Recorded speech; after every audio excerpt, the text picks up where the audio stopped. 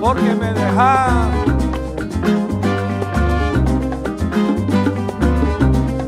Bueno, mira, señora, ay señorita, nadie sabía lo que iba a pasar. All right, that should be working now. How's YouTube chat looking? That was weird. Solito en la eternidad. Señora, ay señorita, yo sé que ahora estás lejos. Oh, I hear you, Chen. I hear you. Siempre estoy pensando lo que estás haciendo y si te sientes más feliz. I want to make sure everyone's getting their preferred streaming service. Y espero yo que no te sientas sola y que tu vida está llena de felicidad. What's wrong with Twitch? It's YouTube chatters that are crazy. What up, Samo Wemo? Solito en la eternidad. Solito en la eternidad. Oh shit, should we start a little pondering? See, I didn't even watch Trump like have his little meltdown, so it might be funny to watch Desire review it. A little warm-up call. Come in for the content. Big update on the H3 lawsuit side of things, huh?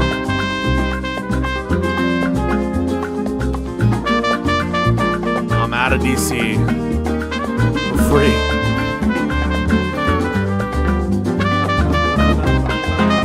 Bro.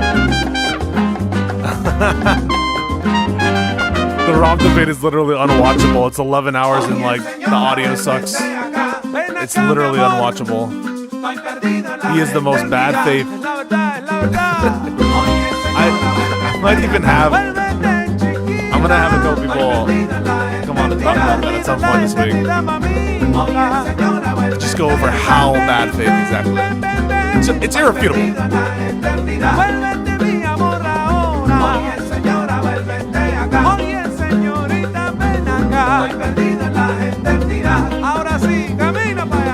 Taiwan is popping off, don't tell me.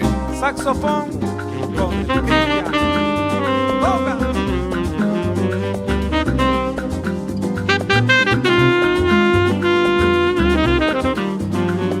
Hunter Biden going a little crazy on Twitter. Love it.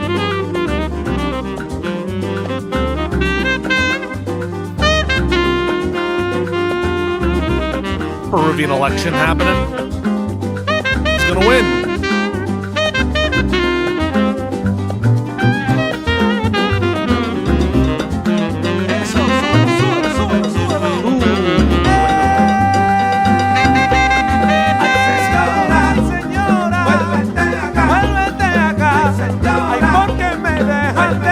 I don't know what this means. Like, yeah, like I endorse Plattner.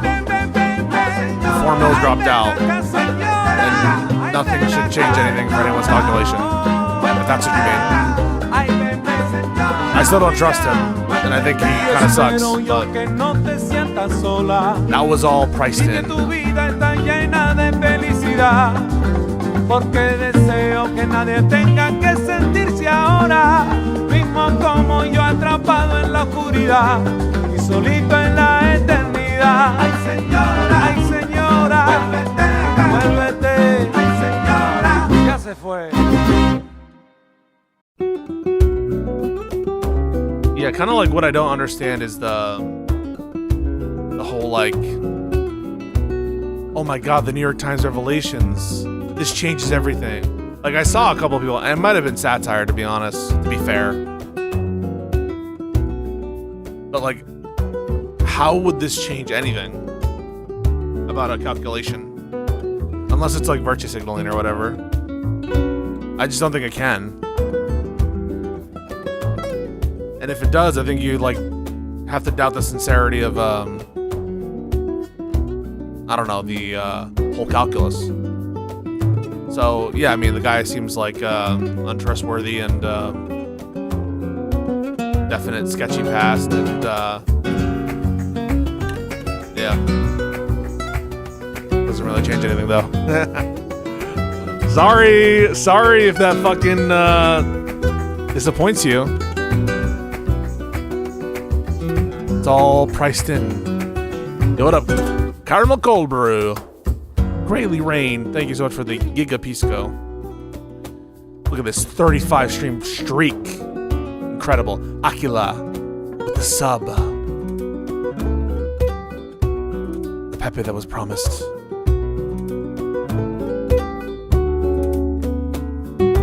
We'll be talking a little bit about politics today. We'll be talking some law as well. Hope you guys are having a wonderful Monday morning here on the East Coast.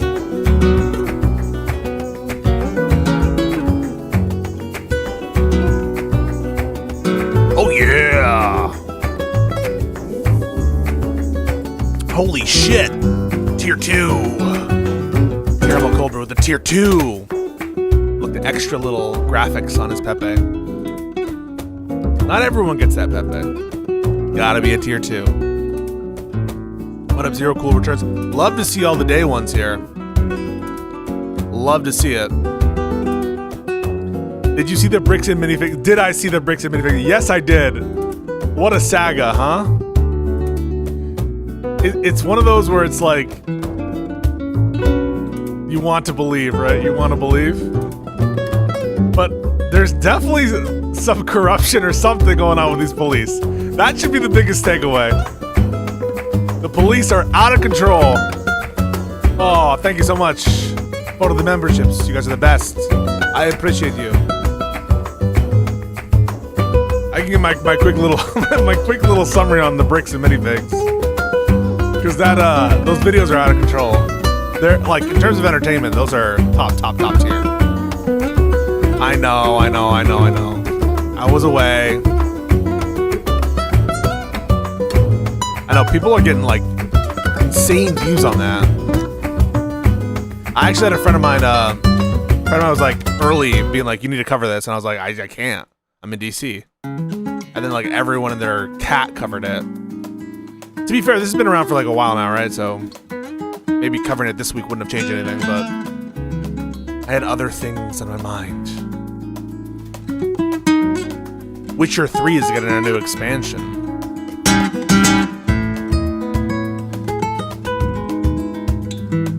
Why am I not on every podcast talking about it? It's kind of like, I don't know.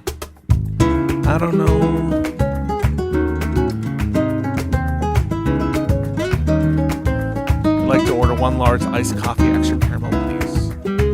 Yeah, dude, the Utah police. Who the fuck cares about politics? Lego printer go brr. Yeah, true. In a way, that's pretty true. And in a way, you could say that's kind of true.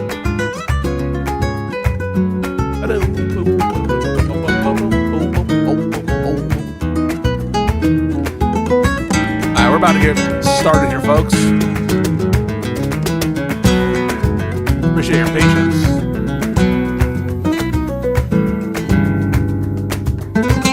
We must finish the Ethan Klein copyright saga. That is something that I do want to finish.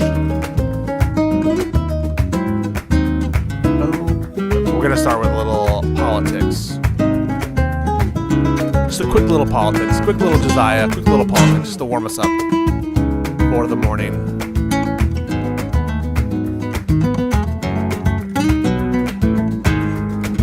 What would you feel about the 555 court pack plan from Buttigieg? I haven't even seen it. I think it was just the Insta story.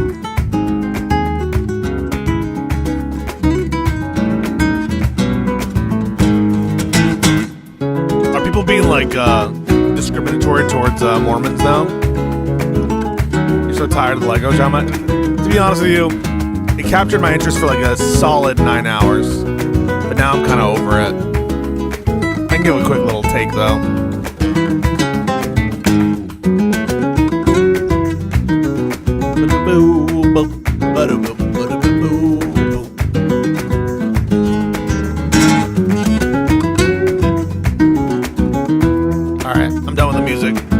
I'm done with it. All right. Welcome, everybody. Come on in. What a glorious situation we have. Is everyone feeling it? You guys feeling it? What's your favorite Lego set? My favorite Lego set, I'm sure they were Lego Star Wars sets. I used to like those. Back in the day. I think something happened to our Legos. Someone took them. Someone destroyed our Legos. We were just politicking in DC. We were just doing some politics, meeting some people, doing some stuff. Bionicles. Yeah, what happened to my Bionicles? I'm getting all the memories. Trump storms off in live TV meltdown. Yeah, we're gonna take a little bit of a look at this video here from Josiah in a second. But first, welcome everybody. Come on in. I hope you guys had a wonderful weekend. It's looking like it's finally gonna be summer, huh? Everyone getting in their little vacation plans for the summer. Everyone having a good time. What is this? A dog? A dog. Nice little emote dog there. All right, folks. Another day, another week in this America of ours. There is actually not a Live and Learn episode today. It'll be tomorrow. And we might have a pretty cool guest for tomorrow, courtesy of me. It's I would say it's kind of semi-confirmed. But we're moving it for scheduling reasons. We're moving it from today to tomorrow. I'll put an announcement on my Twitter. It'll be tomorrow night, not today. Okay. So no, you don't get to know who until they're 100%. I don't want to say things until I know them for certainty. Okay, bruh. Yeah. That's you. Cuckrantos. Wait, is this like a play on Quarantos? Why is everyone so snarky? It's going to be Stalin? I think Hutch is supposed to be on Wick TV. Oh, maybe that's why. Maybe that's why. That could be it. No, not, I would not even hint at Hunter Biden until we had Hunter, all right? We are not at the Hunter stage yet. I will not hint Hunter until we have Hunter. Now, the odds are the thing is, I was the one with the idea first. Not really, right? Channel 5, all these other. But when he came on Twitter, I was like the first to be like, and come on our show to Hunter. And listen, I would ask a couple probing questions. I'm not just like one of these people just going to be like, have Hunter on and just like say, yes, sir, whatever you say, sir. But I'm not a Hunter Biden hater. As people think me as, a Hunter Biden hater. No. I defended Hunter and Joe Biden against the fake Burisma story, the hoax against their family. But I do think it would be a good conversation, and I do think that Joe Biden was the best president in my lifetime, and I do think it's worth it. And Hunter Biden, he was born with a posting talent. I don't know who was in charge of it. It must be him, right? He's in charge of it. I have to assume it's him in charge of his own account. And he's just doing a really good job with that. So, kudos to him. Kudos to Hunter. You think Hunter is attainable? I hope so. I really do hope so. I think it would be a lot of fun, a lot of good times, a lot of just amazing topics we could touch on. So, folks, Live and Learn. It'll be tomorrow probably. I'll put an official announcement later today, presumably, and it sounds like Hutch has some plans tonight with Wick TV, potentially. So just keep an eye out, keep an ear out, keep all your senses out for those indicators on Lib and Learn. All right? Also in the pipeline, some other cool stuff that we can not yet announce. Sorry, guys, a little awkward. Other housekeeping, let me think. Oh, watch the debates that I did with Josiah. He put it on his channel. I'll probably make an edit at some point on my channel, but he was quick to the punch. I was in DC, as you guys know. And we debated like Gen Z attorney, and I forget who the other guy was. Desert something. He had like long black hair. Anyway, it's getting pretty good reviews from our loyal fans there in the replies. They really like Josiah doing the debate stuff. He can really shine. I like it when Josiah is like on a stump with his finger wagging his finger. What was that segment from Stephen Colbert? Something wagged the finger. I forget what it was. You guys know it. So yeah, if you haven't seen that, I encourage you to watch it. I think it'll be pretty fun if you watch it. I think it'll be a lot of fun. The Rob Noor debate, I don't even know if we can put it at, it is like an unwatchable 11-hour thing. Monstrosity. Maybe at some point we'll cut it up a little bit. But needless to say, one of like the worst, most bad faith showings I've ever had the displeasure of being a part of when it comes to Rob. And we'll be talking to a few people about it specifically, about all, like, it boggles the mind. Literally one of the most bad faith actors you will ever meet in terms of debate, ever. And we'll be very analytical and meticulous about exactly what the bad faith tactics were, that entire 11-hour mess. And the insane bullets that he bit throughout the course of that discussion. Absolutely insane bullshit. So yeah, we'll have an extended conversation about that specifically later this week, because there were people in my DMs being like, dude, this is like the most bad faith piece of shit hack of all time. And Rob Noor is that. And so is Ryan, by the way. I don't know if you guys have seen the Ryan encounter we had on Court Packing, where he just like refuses to debate. And then Rob came in to try to be like, well, that was actually good debate norms to do that. It was actually, he did a good job in the debate. That was his position going into the discussion, the 11-hour discussion. I think it's 10 and a half to be fair. Thank you, Vasraka. Thank you, Vasraka. 5 gives the member. So we'll take a keen eye into those discussions as well later this week with a kind of review. Did you see Ask Yourself try to talk to Ryan after maybe it's too early? Did you see Ask Yourself try to talk? Oh,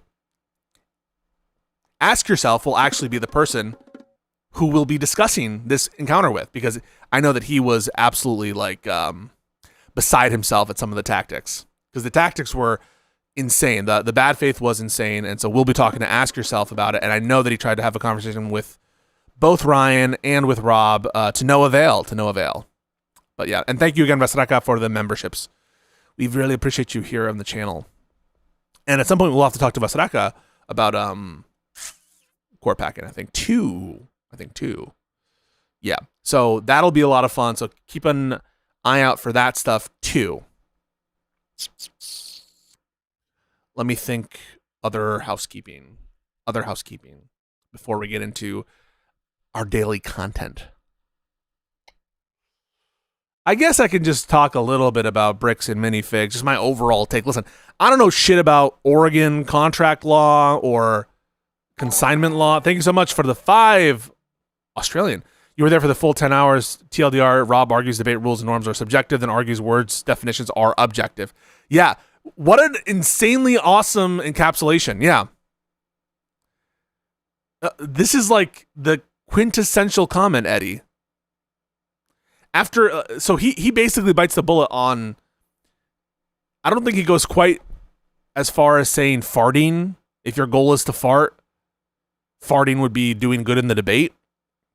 But he just starts making ad hoc rules. Okay, I guess not slam poetry. I guess not farting. I guess not screaming at 1,000 trillion decibels, if that's your goal, right?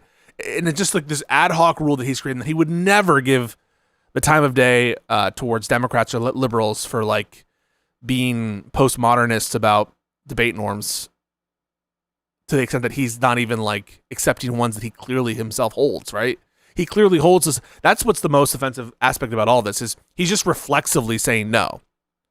He's not even thinking. That's one of the things that he does, just reflexively says no, not really listening.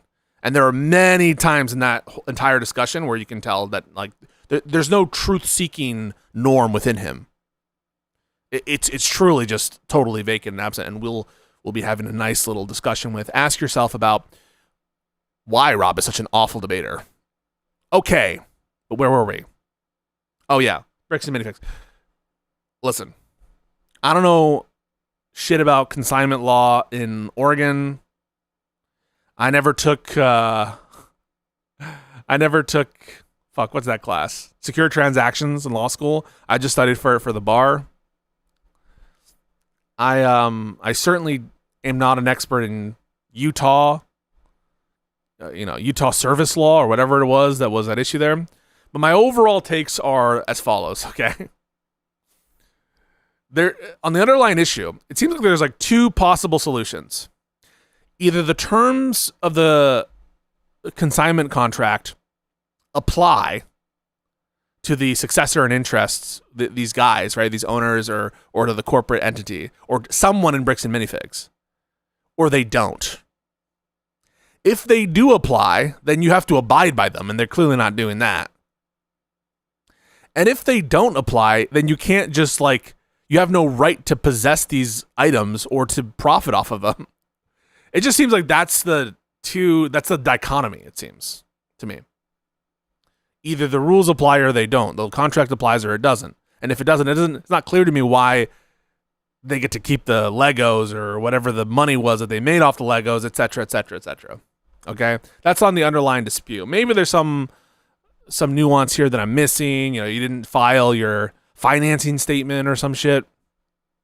You always got to file that UCC whatever. Fuck if I know. I don't do that shit. On the later machinations of Ben, I mean, they were really hilarious, but clearly illegal. There were many crimes clearly done by Ben, which, I guess is very funny. So something like whatever, kind of minor. Some of them are minor crimes. Some of them might not be so might not be so minor crimes. It doesn't seem that he sued the right entity initially with some of his lawsuits, and so query whether or not a lot of those default judgments were they even entered. But I'm not even sure about that. I'm hearing mixed things about it. So those are technically different answers to different questions. Whether or not Ben, did the right kind of service, whether or not Ben broke laws, whether or not Bricks and Minifigs are on the hook for something, whether or not the police are all corrupt. That's one of the interesting things about it, is that there's a lot of potentially different roads that these different questions can lead us. And so I'm looking forward to seeing how it shakes out. I don't think Ben will come off of this scot-free. So yeah, just keep that in mind. But the conduct from the police is what is most alarming to me. If there's anything about those edits is even remotely close to honest, if there's anything about the chronology by Ben regarding the detentions, arrests, and then the execution of that warrant, that seems super duper fucked up. I don't know about you guys. And that's what I was I couldn't believe it. I was staring at it. Why are you going back to this car? I mean, it seems like they have the legal right to be there. And you've already inquired as to why they're there. The heroin stop, I'm just saying, seems a little bit weird. So someone might want to take a look at what's going on in the Utah State Police Department. The Oregon State Police Department didn't seem as they seemed more wanting to protect the local business community, That's the kind of vibe I got from, but there was something different about the Utah State Police. Will Rico State? I doubt it. Let's be honest. I fucking doubt it. I doubt it. But there should be investigations. That's all I know. So TLDR, someone give these family members some money. I think they have to be given, and I think that there are some at least public statements by Bricks and Minifigs, because now they're facing the PR crisis of it all. Now they're just oh yeah, we want to make him whole. It's the thing we most care about. Come on, Bricks and Minifigs. Oh, we found the spreadsheets and now we know that they're not lying. Really? So they're in a whole thing. Ben's in a whole thing. It seems like the person who's most benefiting is the family, right? The family. They seem to be the ones who are most coming away from with an absolute W. They're probably raising a bunch of money on whatever. And it seems like there's actually, now that there's public interest, an appetite to give them something from Bricks and Minifigs. but the damage to the reputation has been severe. And I'm wondering whether or not you as Brixie and Minifigs can file, and they probably have already. Someone tell me if I'm wrong about this. They probably filed a bunch of lawsuits, or maybe just one big one, against Ben for like defamation, tortious interference with contract or something. And if proven, the damages are probably like pretty severe, right? Because the PR, the scope of the PR, what will we say? The full scope of the PR ramifications is boggles the mind a little bit. Even other like bricks and minifigs which have no association with whatever happened. They're probably getting significant hits. So yeah, that's just my overall take on it. But I was enthralled by the videos. I really was. I was on the train, and I just like poured through it. I was like, this is hilarious. And I think the moment I most laughed at was when it might have been like the fake real auction or the real fake auction, or when they started doing all of these like arguably fraudulent transfers with each other.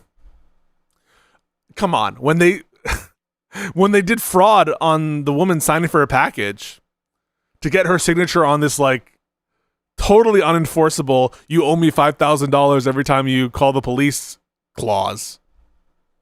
I mean, I'm not even sure if that term is enforceable in the public interest, like for public policy reasons. Can you ever like say, I won't call the police?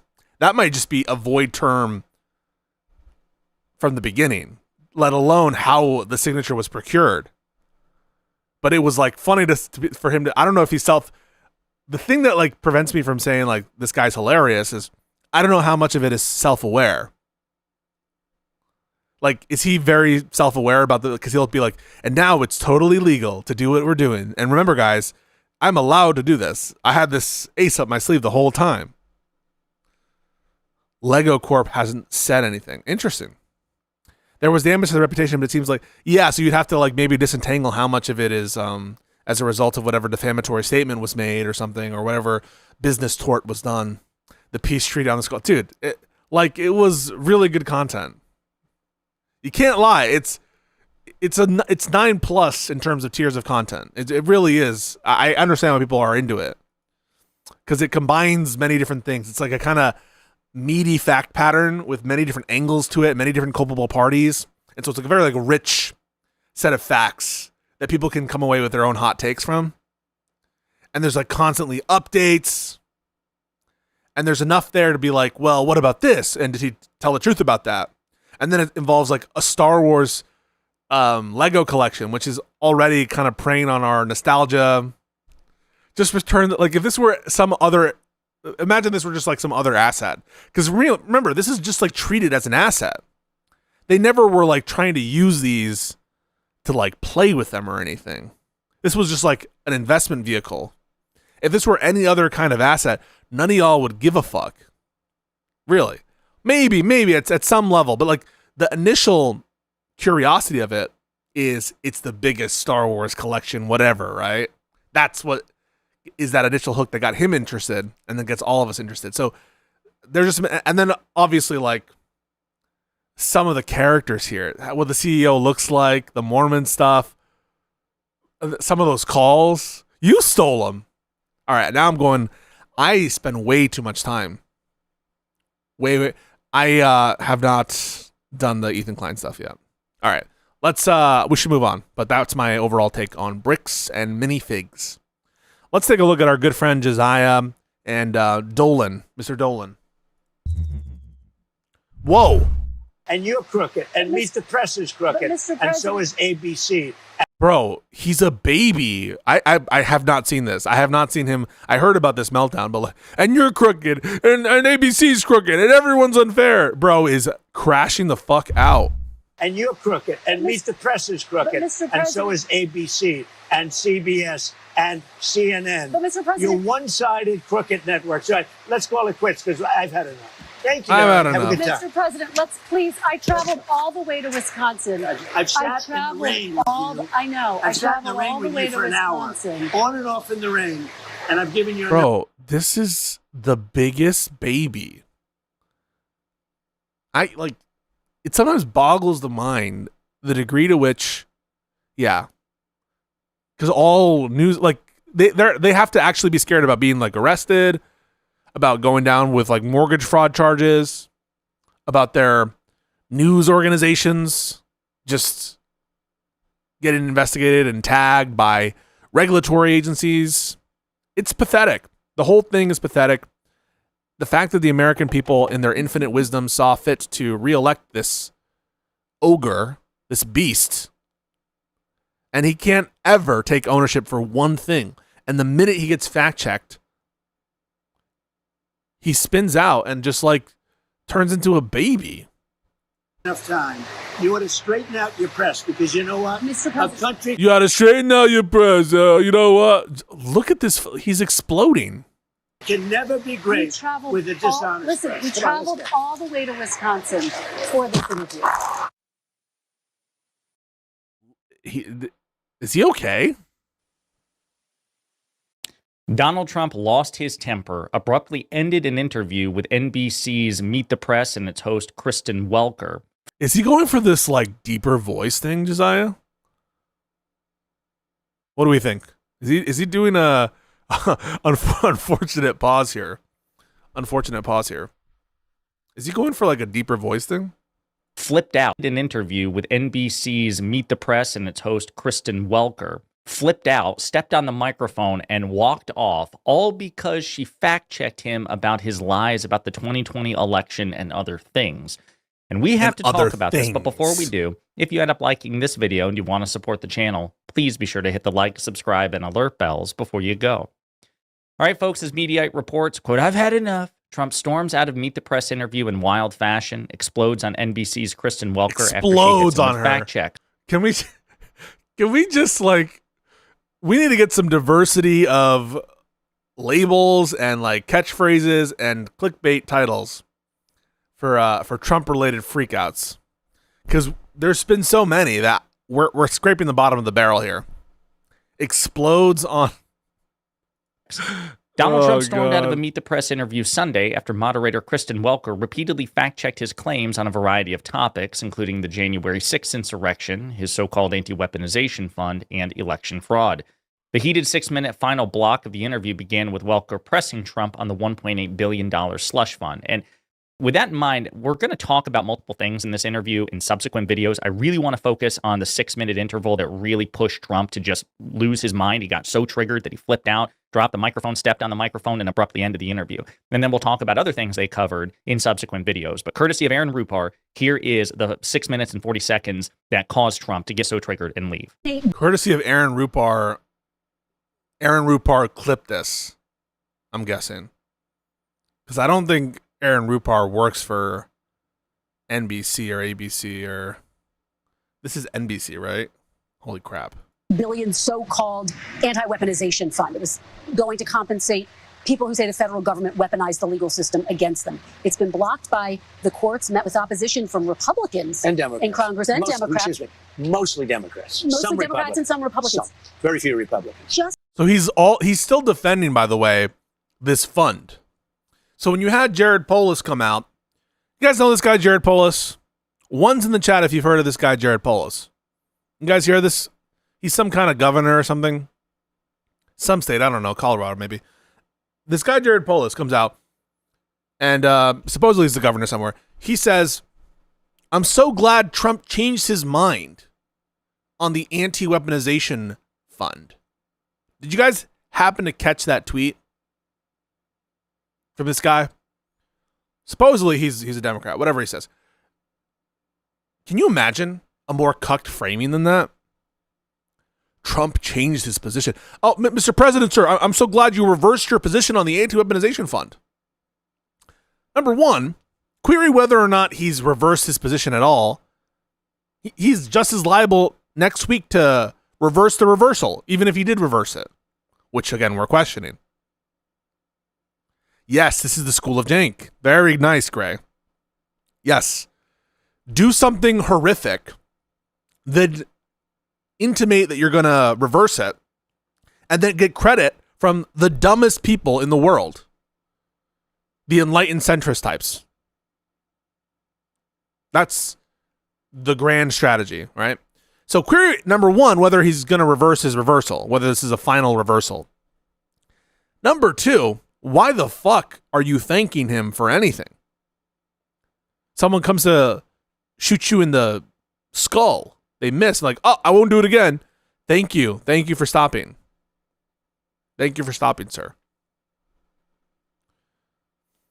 But more to the point, has he reversed the part where the IRS is disclaiming any kind of tax liability or any kind of investigation? And, who knows how far that grant of waiving of liability extends? Because remember, the anti-weaponization fund, that's just one part of it. There's another part of it, which is like, you are free from all kinds of liability. We disclaim any kind of action against you and other kinds of affiliates related to you.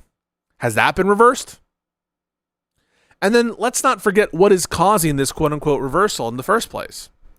Number one, maybe you can say, oh, well, the polls. Yeah, the polls are horrible about it. He usually doesn't care that much, though, unless it's the Republicans. But he faced two roadblocks in the form of decisions by courts, and then some Senate Republicans balked. Finally, they had it wasn't the insurrection pardons. It wasn't the wide-scale corruption, the likes of which we've never seen. It wasn't the illegal war. It wasn't the illegal tariffs. It wasn't any of that stuff. It was like this fund or whatever. And again, I question whether or not if you had an up or down vote, you would get a majority of Republicans on that proposition. That they just, by the way, I think voted down some amendments on some appropriation bills or reconciliation amendment or something regarding the anti-weaponization alleged fund. This is a slush fund, the Trump slush fund. So given all of that, isn't it the most cucked possible position of all time to be an alleged governor like Jared Polis, a Democrat, alleged Democrat, and to say, thank you, sir. Thank you very much, sir, for reversing your position, sir. Now, this is what I mean when I talk about weak Democrats. We can't have that, all right? That, to me, what Jared Polis did there with, yes, Tina Peters, and with his general cuckoldry towards Trump, that is more disqualifying to me than what you're seeing out of the New York Times when it comes to Graham Plattner. I'm sorry if that offends you. It's true. It's true. Now, given the option between Jared Polis and a Republican, would you vote for Polis? Of course. Of course you would. Of course you would. But we cannot, if we have the opportunity, we must concentrate on not propping up Democrats who are going to bend the knee to MAGA or MAGA framing. Please, sir. Thank you, sir. Thank you for reversing your position. That is like the most, if there's one center organizing principle that must be adhered to, it is to destroy this corrupt presidency, alleged presidency. You should look up the Republican frontrunner in the Colorado governor election. He's an unhinged fraud, says he's killed hundreds of thousands, saved thousands. Yeah, no, I'm sure that's true. And I think there's is it Hickenlooper or Bennett who's running for governor there? And they've condemned what happened with Tina Peters. And listen, I poke sometimes at the Colorado Democrats. They should be calling for more. I do think they should be calling for more. I think they should be calling for resignation or impeachment. I do think that's true. But given the option, obviously you take the Democrat. But the core thing I'm trying to message here is this is the stuff that we can't stand. We really, really cannot stand weakness against MAGA. Everything else, in my opinion, comes secondary. For me, it's structural reform, anti-corruption, anti-MAGA. These are the things that must be put above everything else. That's my own personal, okay? That's my own personal because for me, everything flows down from that. If we don't have a control of corruption, how are we going to manage to solve the bigger systemic, economic, social issues? If we can't trust that our government is able to enforce a law without favor, political favor that is, how can we trust the government to run massive benefits programs? We need to get a hold of and control the corruption in this country. Corruption, structural reform, for me, are like the foundation before we're able to even address the other big ticket issues, which Democrats I think are much better on. But that's why me personally, I that stuff to me, I can't ever cope with it. I can't really. And that's why I'm like the most strident against people like Jared Polis, people like John Fetterman, these types. But yeah, sorry. That's a little bit of a derail. Just to be very clear, are you backing off the fund completely, as your acting Attorney General Todd Blanche has said, or are you looking for another avenue to revive the fund? Let me explain what the fund is. Not addressing it, right? People have been hurt so badly. No, we'll get to Denims in a second. By radical left lunatics that work for the Biden administration and Sleepy Joe. They're vicious, they're violent. This motherfucker talking about Sleepy Joe. Bro, tell me who among you, put one in the chat if you saw this. He was passed the fuck out in his chair. It might have been over the weekend or whatever. It feels like every day there's a new video of him like snoring, just passed the fuck out in the Oval Office with like visiting members of industry, other like political figures. Tell me you guys saw that video. At this point, they're just like, I think there were more videos of him falling asleep in like public areas where it's inappropriate than there are of Joe Biden ever doing the same thing. He gets graded on such an insane curve because he just has no filter, right? So he's able to sound more coherent to like the unthinking person because he just doesn't give a fuck about what he's saying. But all the while, he's melting before your eyes. And he's up at like 3 a.m. Yeah, he doesn't have a real sleep schedule. He's up at like 3 a.m. There's another thing I want to talk about. I might derail it for a second. We're doing this ping pong thing with the Iran war, right? Back and forth and back and forth. And, oh, we have a deal. They want a deal. We definitely have a deal. We don't have a deal. Well, we're getting close to a deal. Israel better stop. Iran better stop. He has no control over the situation. And all he can do, just like he's doing in this interview when he tries to get, when he's getting fact checked, is just like lash out like an old, decrepit man. That's what he's able to do. And yeah, the MAGA cult pretends it's not happening because he's graded on an insane curve, both when it comes to his level of corruption, but also his level of senility and degeneracy and physical. He is physically decomposing in front of your eyes. What they did to people. And of course, they went after me more than anybody else. They raided Mar-a-Lago and all the other things. But people have been badly hurt. They've committed suicide. They've lost their jobs. They've lost their families. They've lost their wives. They've lost everything. They've lost everything over a fake weaponization of government. Now, so let's stop right there. Over a fake weaponization. He doesn't even know what he's saying, right? Presumably, he's saying that it was a real weaponization of government, right? So he just adds fake as an adjective to words whenever he means bad. His mind is that of a toddler. Meanwhile, he's like bragging about whatever recent cogency test he took or whatever. It's like a test for dementia, right? Where you have to like pick out elephant. You guys know better than I do. I think it's a test for literal dementia that he brags about passing 4 times. Where the real headline is, why have you taken 4 dementia tests? So here he's saying fake words, fake weaponization fund, or fake weaponization of government. I think you meant to say real weaponization of government that occurred against me and my allies or whatever. And here he's not disclaiming it. So unlike what Jared Polis suggested, which is, thank you, sir. My sir. Thank you, sir, for reversing your position. He's like gun-ho about it. He's like pissed, if anything, that they don't get to go through with it. But they might try anyway. By the way, Jared Polis was willing to stomach letting Tina Peters out this month, which she's out now, to spread more lies. The minute she comes out, by the way, she's like, yeah, they stole ballots. They're using machines to cheat. They're going to cheat again. Right? No, not 1 ounce of accountability. Taking accountability for what she did. Jared Polis was willing to stomach her getting released this month and getting $1 million check by the government courtesy of the American taxpayer. That's what he was willing to stomach as part of a federal coercion scheme against the state of Colorado, among other states, instead of standing tall, bitching out, and surrendering and bending the knee. Presumably because he thinks he has a future in politics. What I want to make clear is, at least in Democratic politics, he should have no future. None whatsoever. It's not a one for dementia, it's an early screening for Alzheimer's. Got it. All right. Thank you so much for you guys know better than I do, all right? There, again, remember, Trump sued the IRS, his own federal government, in his private capacity as a citizen. And then forced his federal government to settle. Originally, the plan was the federal government would pay Trump $10 billion taxpayer dollars, your taxpayer dollars, to him and his family.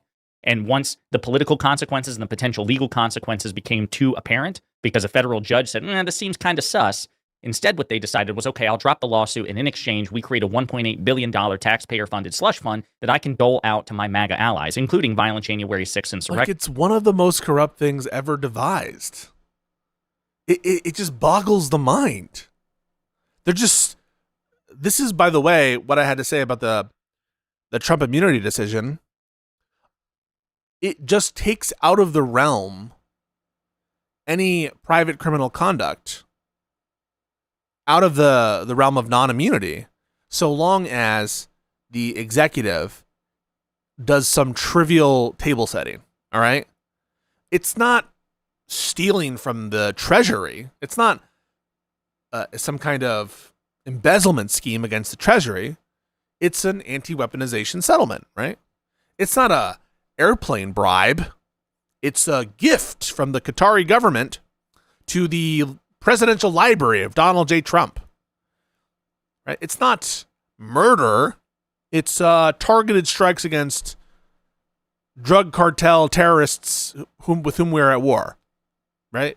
So they just trivially adjust language, write memos, or change the framing, and all of a sudden what would be considered rampant criminal schemes and embezzlement of federal priorities and funds, right, get turned into official conduct with the full blanket of immunity given by Trump versus the United States. That's the true threat, and what Roberts never addresses in that damned opinion of his. If you were to ask me who is the most frustrating justice, the one who angers me the most, it would be Chief Justice John Roberts. Controversial opinion among some, I know. But the reason is as follows. It might have something to do with expectations, right? You know Alito's a hack. That's kind of priced in.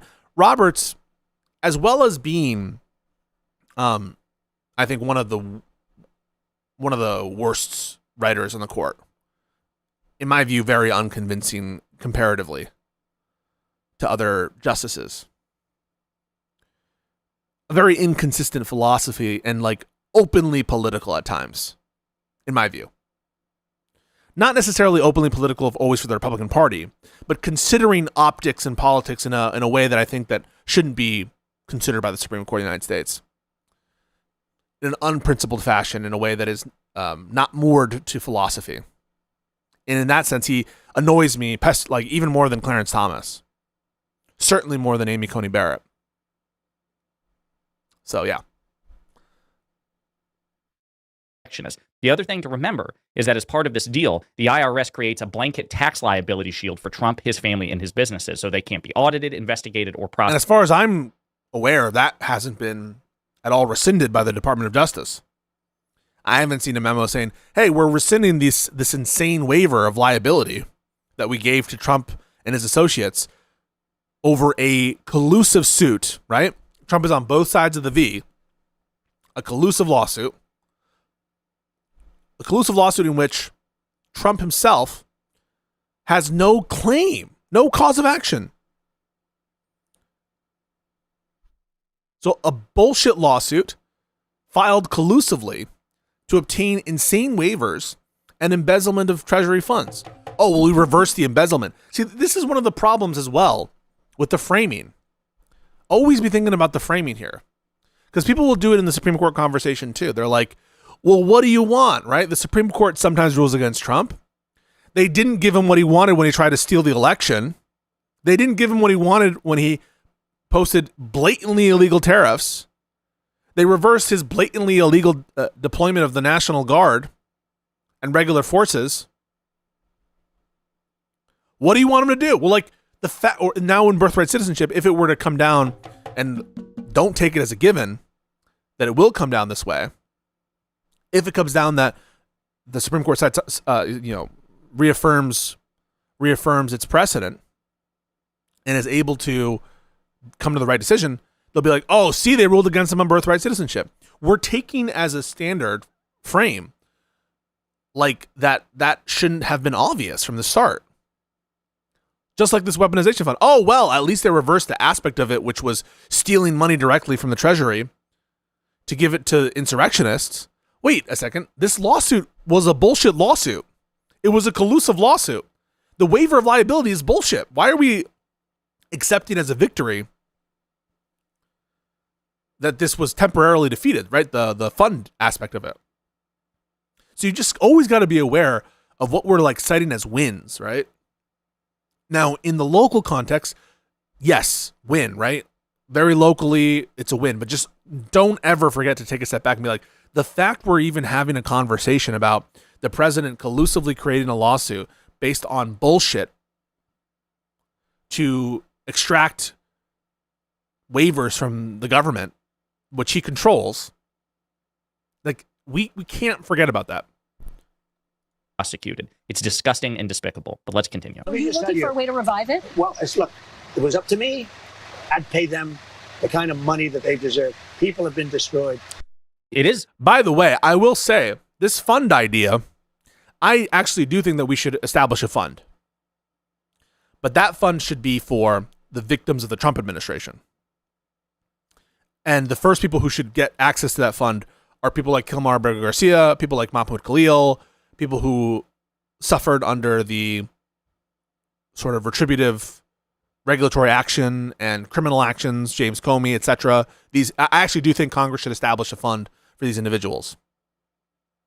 And also, I think Congress should, by statute, grant citizenship to many of these different people who were attempted to be thrown out of the country or to have their green cards rescinded on bullshit pretexts. I think they should, by statute, naturalize many of these people. So I do think that we need to start thinking about how we're going to compensate on behalf of our government the victims of this corrupt administration. I mean, you're a billionaire. You made between... And maybe we should start by finding if there's a constitutional way to nationalize the wealth of the Trump organization. I'm very interested. If you guys have some unique legal theories about how this could be done, because, boy, I think that would be a very good, positive thing to nationalize the wealth of this corrupt family, this disgraceful family. Put them into beggary for what they've done to this country.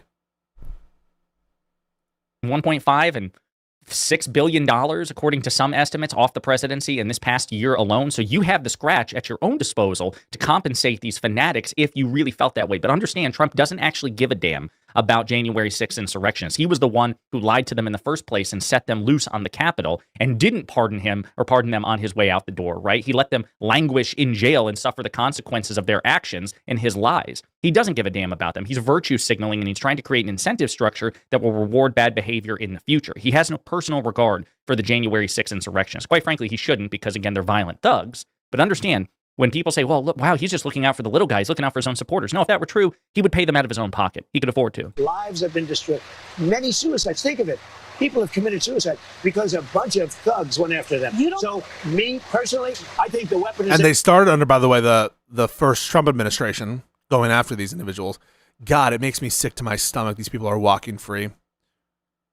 These seditionists, terrorists, insurrectionists walking free. Doesn't it make you just sick to your fucking stomach? My theories are all very outside of legal. Sorry, not sorry. Yeah. I'm looking for legal theories, all right?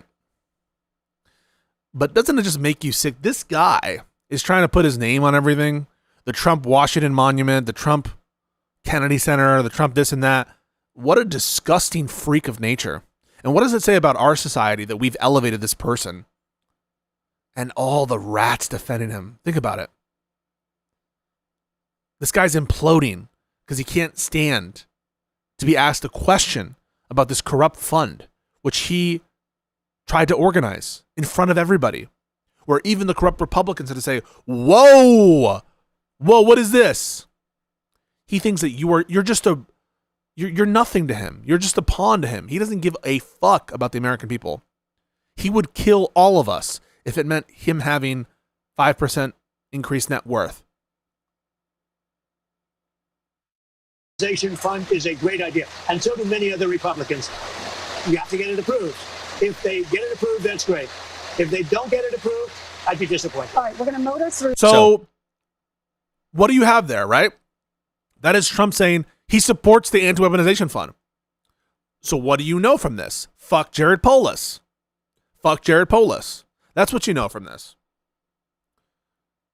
Those who would try to make excuses for Trump's corruption or to try to rationalize his actions as being motivated by anything other than what's in his self-interest first and foremost, and perhaps secondarily, certain members of his family, those people are also enemies. They're a fifth column. They're a fifth column within our Democratic Party.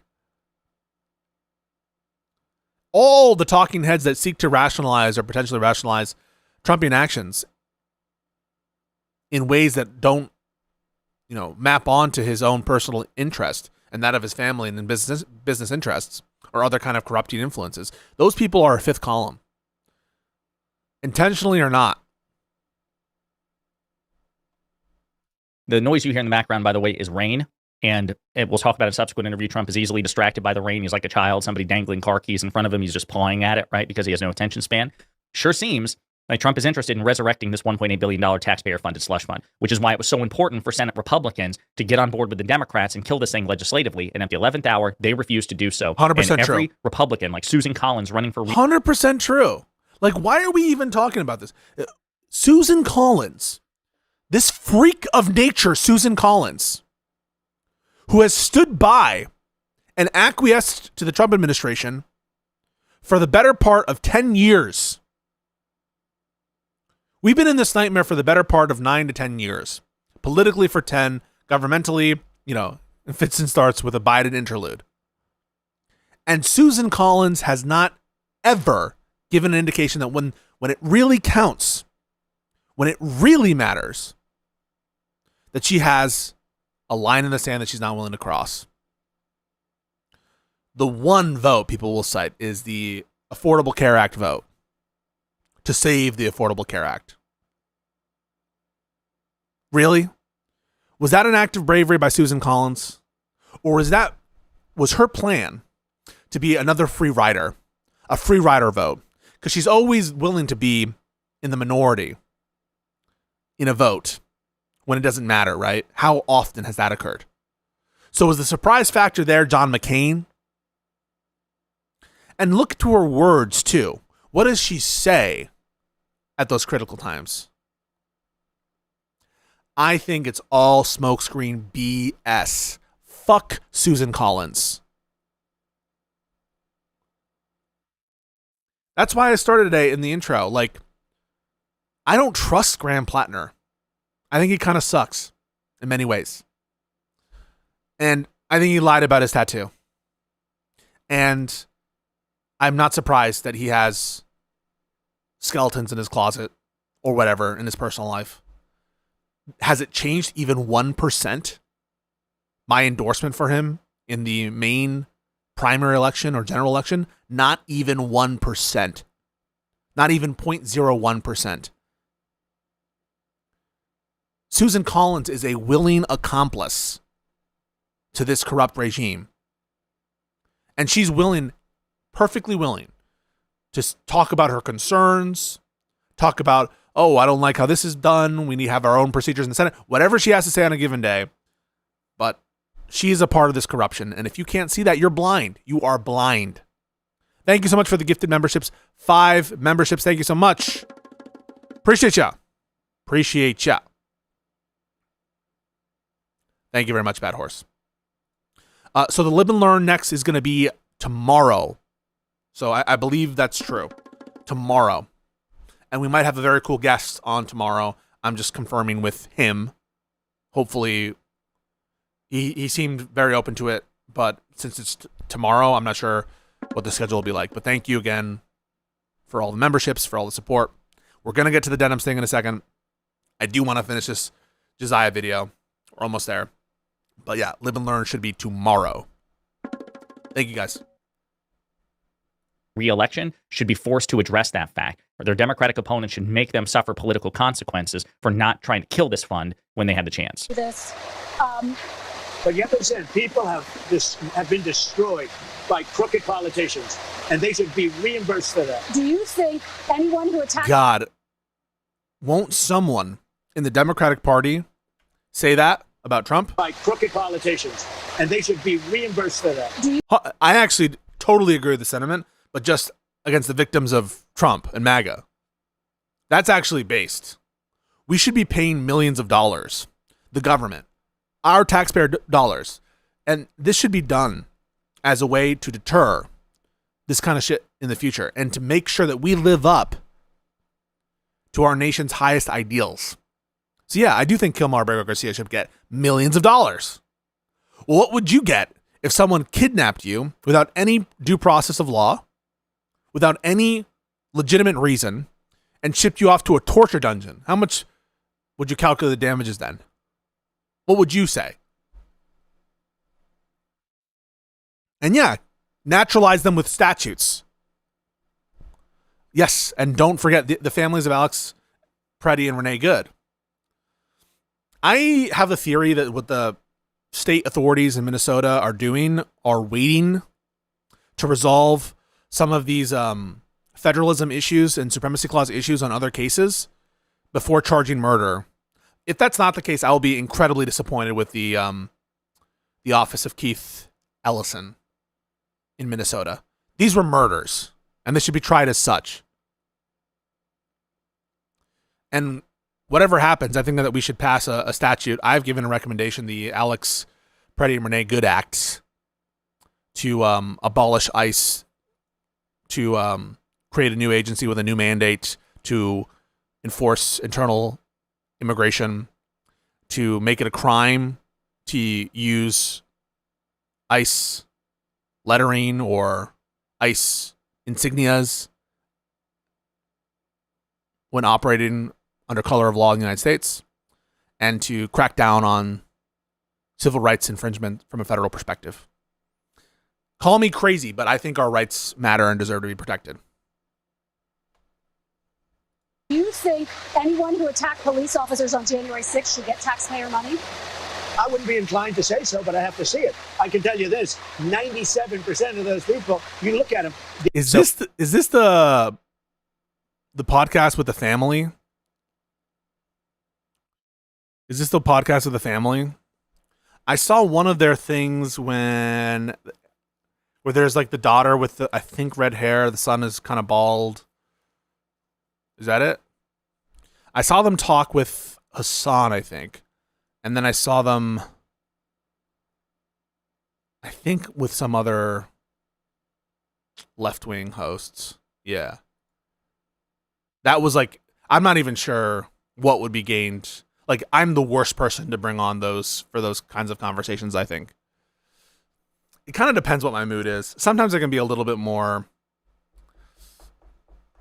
understanding and calm and stuff. But there's like a level of,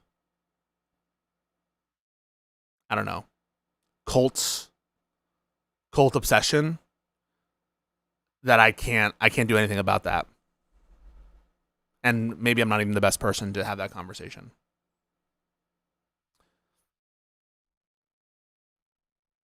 So again, he's not ruling it out. He knows how bad it looks. Oh yeah, Parker. To say that. I think I've seen that too. Yeah, Parker. What's his name? Parker something. And he was trying to like rationalize. It's just like not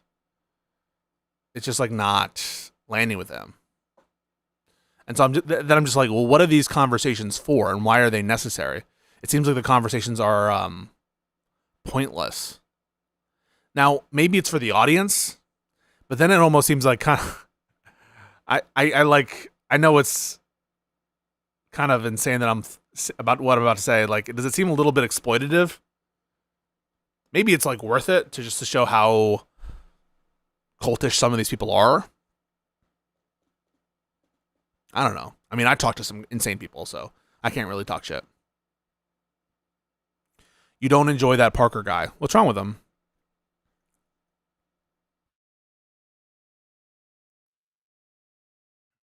Parker and Dean's problem is they're too locked into their own logical flows. This is Dean Withers. Who's the most famous Dean in all of the world and multiverse?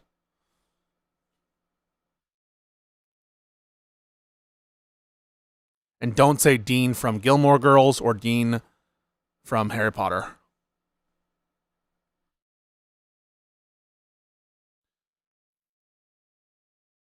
Chad and oh yeah, that was it. That was it. The dad is really sick and not okay. I mean, I'm talking shit. I talk to crazy people all the time, so I don't know why I'm doing this kind of like gatekeeping thing.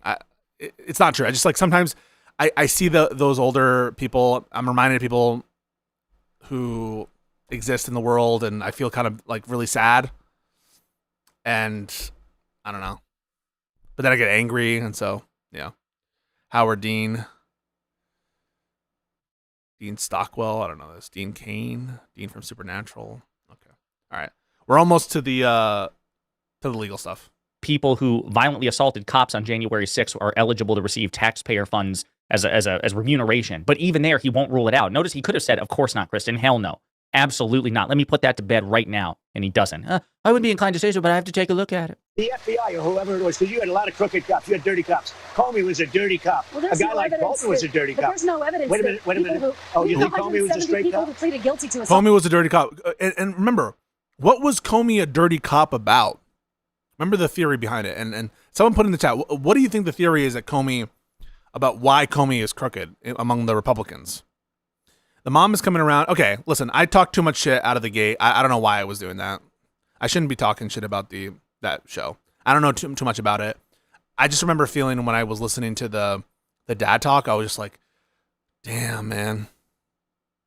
I just like remember feeling like not a sense of, just like a sense of like hopelessness.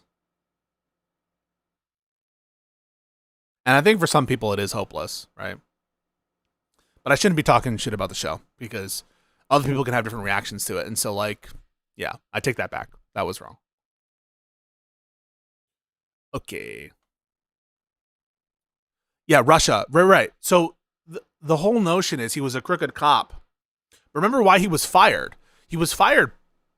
The official reason given by Rod Rosenstein, which Trump signed on to, was because he treated Hillary Clinton poorly in the email probe with the communications to the public and then ultimately to Congress. So just keep that in mind. The official reason why Comey was let go.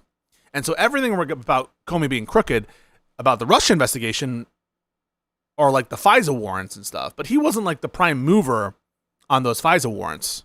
By which I mean, with respect to the defects, a lot of the defects that occurred in the FISA warrants of Carter Page, again, insanely overblown by Republican types and MAGA types and these conspiracy types.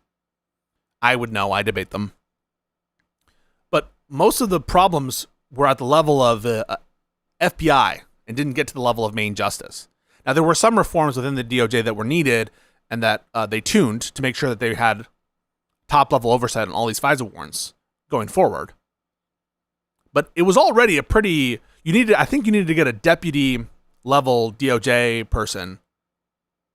That is to say, the Deputy Attorney General or the FBI Director. There was some top-level position that needed to sign off on these warrants anyway. But a lot of the problems about non-revelation of certain information, misleading stuff, right, false information, was not transmitted to Comey such that he knew about it. That's what makes a lot of the conspiracies implausible.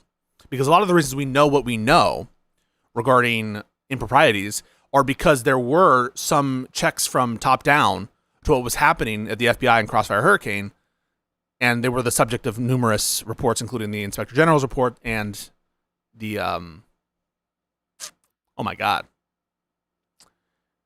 Special Counsel Durham's report, among others. So all that is to say, TLDR, the Comey narrative is also garbage. Comey is, I think, a victim of weaponization. Now, Comey himself, I think, has a lot to bear in terms of responsibility for the 2016 election and his conduct in there.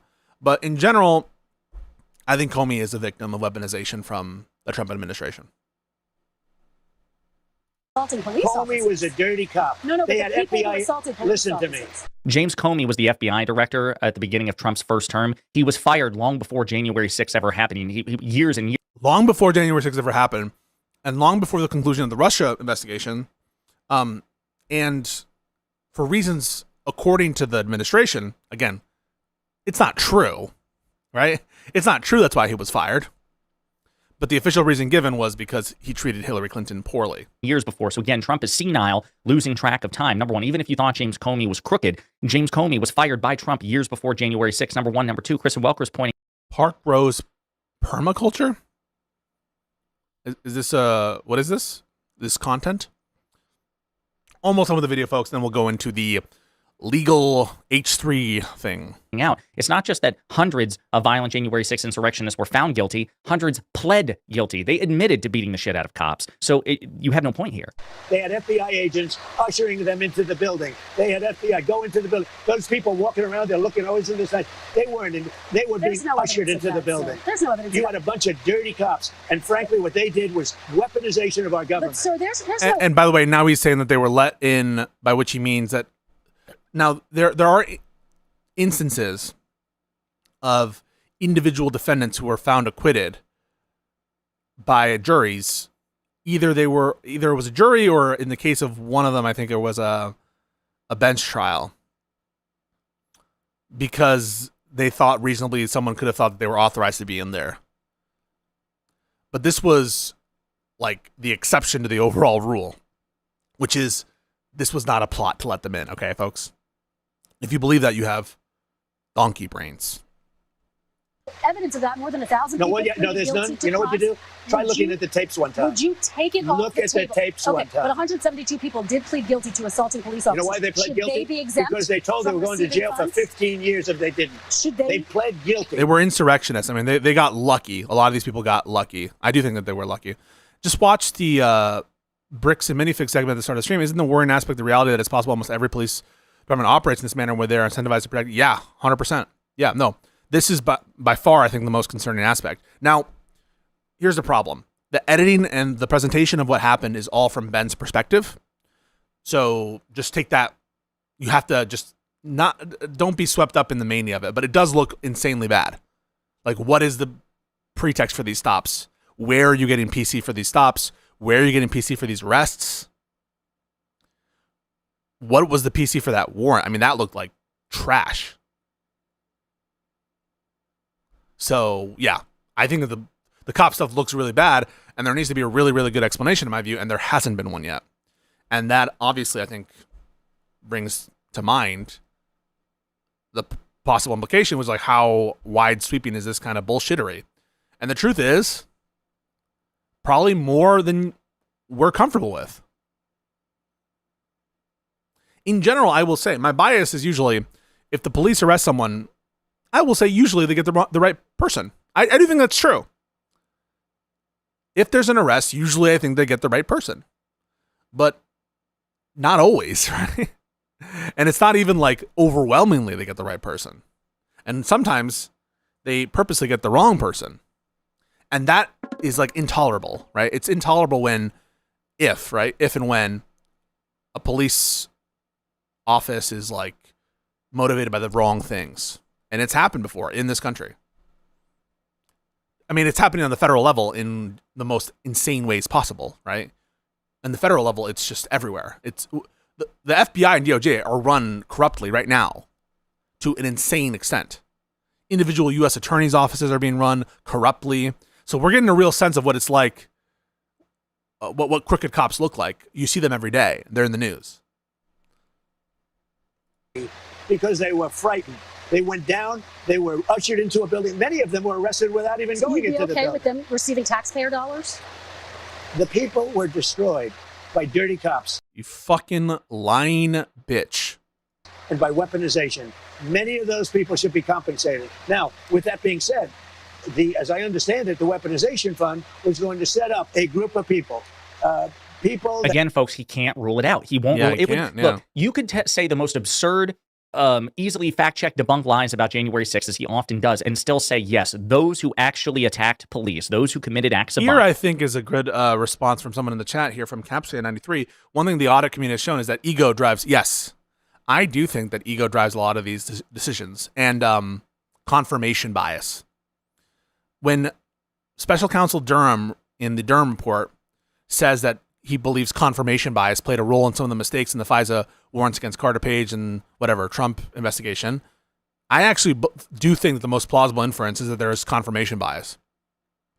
And I think that the inferential jump oftentimes to political bias sometimes is justified, though not always. I think ego and confirmation bias do a lot of work. There's a really good example. If you guys ever watched Preet Bharara or listened to his podcast, Preet Bharara, he has a really great example in his book about a confirmation bias for the Madrid bombing. There's no Lib and Learn tonight. It'll be tomorrow at 7, I believe. So it's not tonight, it's tomorrow. I'll put an announcement tweet. That's for scheduling reasons. I think Hutch has something tonight. And we might have a cool guest. I'll let you know. But thank you for asking. There's a really cool, in his book, I think it's called, what's the book called? The book is called Doing Justice, I think. It's Preet Bharara's book. And there's a really great example of the Madrid bombing situation. And they were doing DNA testing. And they got someone who was like, or either it was a DNA test or like a fingerprint match. And they ran it through the database in the FBI, which is like the best database when it comes to fingerprints. And they had like a partial match. A partial match to like a Muslim living out in like Colorado or Utah or something. And who had just recently converted to Islam, all right? And there was just such fervor and such like intensity. This is the guy. Look, he just converted to Islam. You have to read about it in the book. The way he presents it is really, really fascinating. But it was the wrong guy, right? And the Spanish fingerprinters like, no, it's not. You're missing these kind of details. You're missing these ones from the fingerprint. And this kind of like confirmation bias of America, we're the best, right? And this guy seems to fit the profile, even though he's like in the middle of the fucking country when the Madrid bombing is going off. It's seeming to confirm these biases, and then we're interpreting all the evidence in the way that is most damning of this person who actually, in fact, was totally innocent. So, yeah, confirmation bias is like a very, very strong force, and it really to the point where it takes a unique person not to rethink their biases and to stop for a second.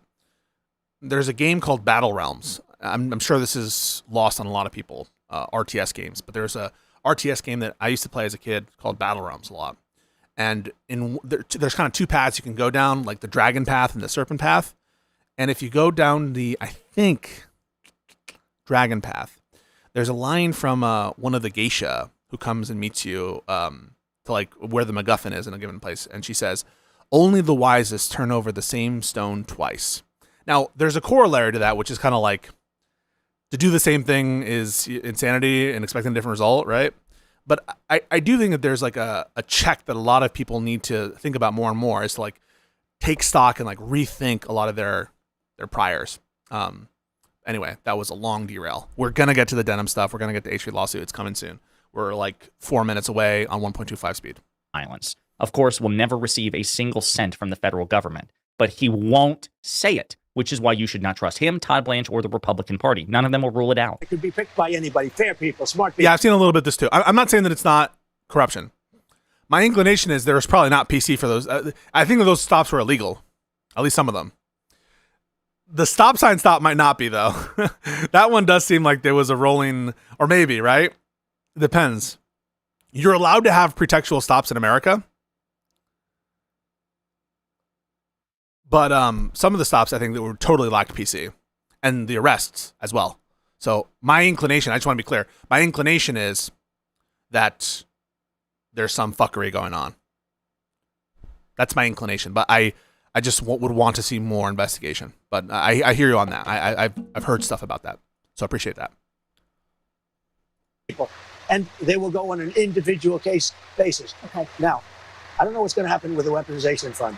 He I love the stopped. idea. Okay, maybe he stopped. I don't because know. I remember. People like you, the fake, dirty press, the crooked press, people like stupid. Look at this animal. He's not smart enough to know what's going on, but people that surrounded him, surrounded his beautiful Resolute desk in the Oval Office. Okay. What they did to the lives of people, they destroyed people. They sent people to jail who did nothing wrong. Just to be very clear, there's no evidence of what you're saying. So the reason why I'm going to do the Denims thing is, one, I have an interest in copyright. Two, I think it bears on some broader narratives and something. It's a bit of a self-check, I think, in my own community. My goal is not to have this take up a lot of space, certainly not in my Discord. I don't even want this in the Discord, frankly. But it's to put a little bit of a sign, I think, for myself and for others, because I'm going to be honest. I think that I'm someone that I want to self-criticize too in doing my recap here. And you'll see why that is. But one is because I think it's interesting from the substantive law perspective. So I view this as like an area of substantive interest for the stream. I've always been interested in copyright. And I took a class for it in law school. And I've already started covering it. And I think it's useful to see it out and to see what has happened. But also because I think it's a important point for self-reflection and self-criticism of myself and potentially for others. So, yeah. Saying, but There's let me ask you about Todd Branch. Listen to me. Let's talk There's about Todd tremendous Branch. evidence. There's nothing It's but not been evidence. The presented election in a was court of rigged. law. It was a dirty election. Mr. And it's President, happening again right now in You've never California. presented evidence It's happening that the right 2020 now in election was California. rigged. Right now. It's happening right Beautiful. now. So now he's alleging even more fraud, right? He's alleging even more fraud. They'll never not allege fraud unless they win. That's who they are. We haven't been presented the evidence of fraud in 2020, let alone now, right? Let alone now. This guy is one of the most shockingly disgusting pieces of shit that's ever existed, let alone has held high office or the highest office. Again, kudos to Kristen Welker for doing this, because unfortunately in the second Trump administration, too many people have just let Trump skate on. And it's the most yes, she's taken a stand here, but it's polite. Mr. President, you've never presented the evidence. It's not unhinged. It's not TDS. They just can't stand those who require some epistemic clarity and evidence On this and not fact checking. They're like, just let it go. No, it's important. Now it's look at what's Where's happening the in evidence California. to that? It's The 4 Republicans days are doing well in California. No, they're not. The Republicans are doing well in California. I actually don't know if that's where's the evidence of that, and that doesn't seem true. Did she look at the initial returns, and saw that a Republican is going to go through on some of these? I don't think the Republicans are doing that well in California. I'm going to be honest with you. They're dropping fast because it's a rigged election. Let me tell you, it's 4 days, and they aren't even close to coming up with. It is insane how long California elections take. I think that's true. I don't know why it takes that long. It shouldn't. I know it's a big state. I just don't understand why it's so fucking long. There are other big states that don't take this long. You know why they're doing that? Because they're cheating on the election. Do you have evidence to support all I have to do is look. All I have to do is look. You don't need evidence. It's just a look. I know it's. And I listen to people, and let's see what happens. But sir, that's not evidence. You think it's a problem? It is not evidence. That's the point. According to Trump and MAGA, cheating is whenever Democrats win elections. It just doesn't. It doesn't 100%. matter. If they lose, they say Democrats are cheating. In their mind, Democrats cannot and never will win a fair and free election. By definition, to MAGA. Anytime a Democrat wins, it's a consequence of cheating. And we can't have a system like this, folks. We can't have a system where the other side says, oh, I lose, it must be because of cheating. That just means that you will never accept an outcome where you don't win. We cannot have a system like this where one of two major political parties functions. And by the way, this is the same mentality that they take to every other part of government, including the Supreme Court. That's why Josiah, I think, is getting so much praise for his performance in our recent debate, is because, yes, at the start of the conversation, in the recent one we did with Gen Z, he is mentioning this sort of double standard in terms of structural threats and the hypocrisy, and sort of specifically disclaiming the court expansion threat as being particularly of note. And we're just all tired of the bullshit double standards, which appear everywhere. They will never accept a partisan system which is neutral, let alone that favors the Democrats. They will never accept a court which is stacked in the Democrats' favor, let alone even one that's neutral, right? And that's one of the running themes of Josiah's content, that you have to, it's almost like, for me, like a trademark of his, is he is unwilling to ever let that be unsaid. And one of the best aspects of Josiah's content and his debate strategy, in my view, is always to question the framing. Always, always, always, always. And so you'll notice, right, we spend most of our time in that debate on offense. Justify to us what Mitch McConnell did. Why was that better, worse than what happened or what's being proposed with Democrats? Justify to us why X, Y, Z. At some point, I think maybe even Puerto Rico was mentioned. It's coming from a place of just disgust with the status quo double standard. And it really just is point to bad result and say it's unfair, even if it is fair. In this way. That's how they count the votes in Do you think it's appropriate that they have an election and 5 days later they're nowhere close to picking State one? and local officials acknowledge they are slow. They're urging. No, they're crooked. They're urging They're the votes to be counted quickly. That's how they vote They're in crooked, California. just like you're crooked. Your press is crooked, and Meet the Press is crooked. To be fair, I'm not crooked, but let's Really? let's Well, you play continue. right into the hands. Let's continue. To be You're either fair, I'm not crooked or crooked. You're stupid. Let's You play continue. The most crooked person in the history of this country. That's who Trump is. Calling other people crooked. right into their hands with this crap. You know that these elections are rigged. Your network knows that they're rigged. You know that I won an election in a landslide. And I got 94% bad press. But Mr. President, You know why I you've got never that? presented Because you have no evidence. credibility. So the media is skewed insanely in the favor of Trump and the Republicans, and they're still complaining. They control local radio, talk radio. They control local news with what is this network? The Sinclair stuff. They are in control of the biggest mainstream news platform in the whole country, Fox News and News Corporation.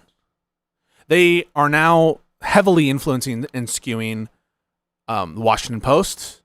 They already, Republican interests control the Wall Street Journal. In terms of alternative media, that was one of the big aspects of the 2024 election. Every alternative media platform was favoring Trump. It seemed, right? It seemed. Or at least there was much more infrastructure there as well. And the traditional left-wing or more liberal-sided media, they were eviscerating Biden for this need to feel like, I don't know, neutral. CNN, New York Times, right? And they're still complaining about the media. But you've never presented evidence that it was rigged. Let's keep talking about. I want to talk about Todd. You Blanche. have more evidence. There's more evidence than ever presented. Let's talk Your about elections you in went this to country. court. We're like a third world country. But, sir, Your elections are crooked, and you're crooked, and Meet the Press Yeah, is you're presiding, allegedly, over the country. So isn't that your fault? I couldn't stand this either, too. People will, like, just, even left-wing people will forget that Trump was president during COVID and BLM. Did you forget that? People will legit think that, like, Biden was president in 2020. It's insane. crooked, Mr. and so is ABC and CBS and CNN. But, Mr. President- So you're all unfair to me. Right. And Let's he's having a tantrum. call it quits because I've had enough. Thank you, darling. Have a good time. Mr. President, let's please. I traveled all the way to Wisconsin. Please, and just desperate. I've But you know what? This is what he demands. This is what he demands. He demands fealty. He demands praise. I traveled rain with all. you. I know. I I've sat in the traveled rain all the with way you to for an hour, Wisconsin. on and off in the rain, and I've given you enough time. You ought to straighten out your press because you know what? Mr. A President- country You ought to straighten out your press. can never be We great traveled with a dishonest listen, press. we Come on, traveled let's go. all the way to Wisconsin for this interview. Pathetic. It truly is pathetic. He just can't handle being fact-checked in real time. And listen, Kristen Welker is a mixed bag because sometimes she lets things just skate right on by. This time, she held his feet to the fire and grilled him, so kudos. This was an excellent performance by her. She was superhumanly patient. Donald Trump is just fragile and dishonest, and he can't handle any pushback. This is a based video from Josiah. We'll give it this one a nice little A- for him. Okay, let's get into the lawsuit, the ongoing litigation between Ethan Klein and Denims regarding a alleged copyright infringement. Now, the reason I started covering this, as I've said before, I think this was last year now, maybe this was in the summer of last year, was because my editor said, listen, this lawsuit just dropped, and it might be a good idea for you to just cover it. Maybe, try something new, do something a little bit more poppy. And so I did it, actually. I was about to go to, I think, a wedding or something I had, and so it was very quick. So I came into it with this notion of Ethan Klein as a great defender of fair use and of like the more sane notion of copyright law, which wasn't completely trying to destroy copyright law and wasn't completely trying to say that, nothing was allowed.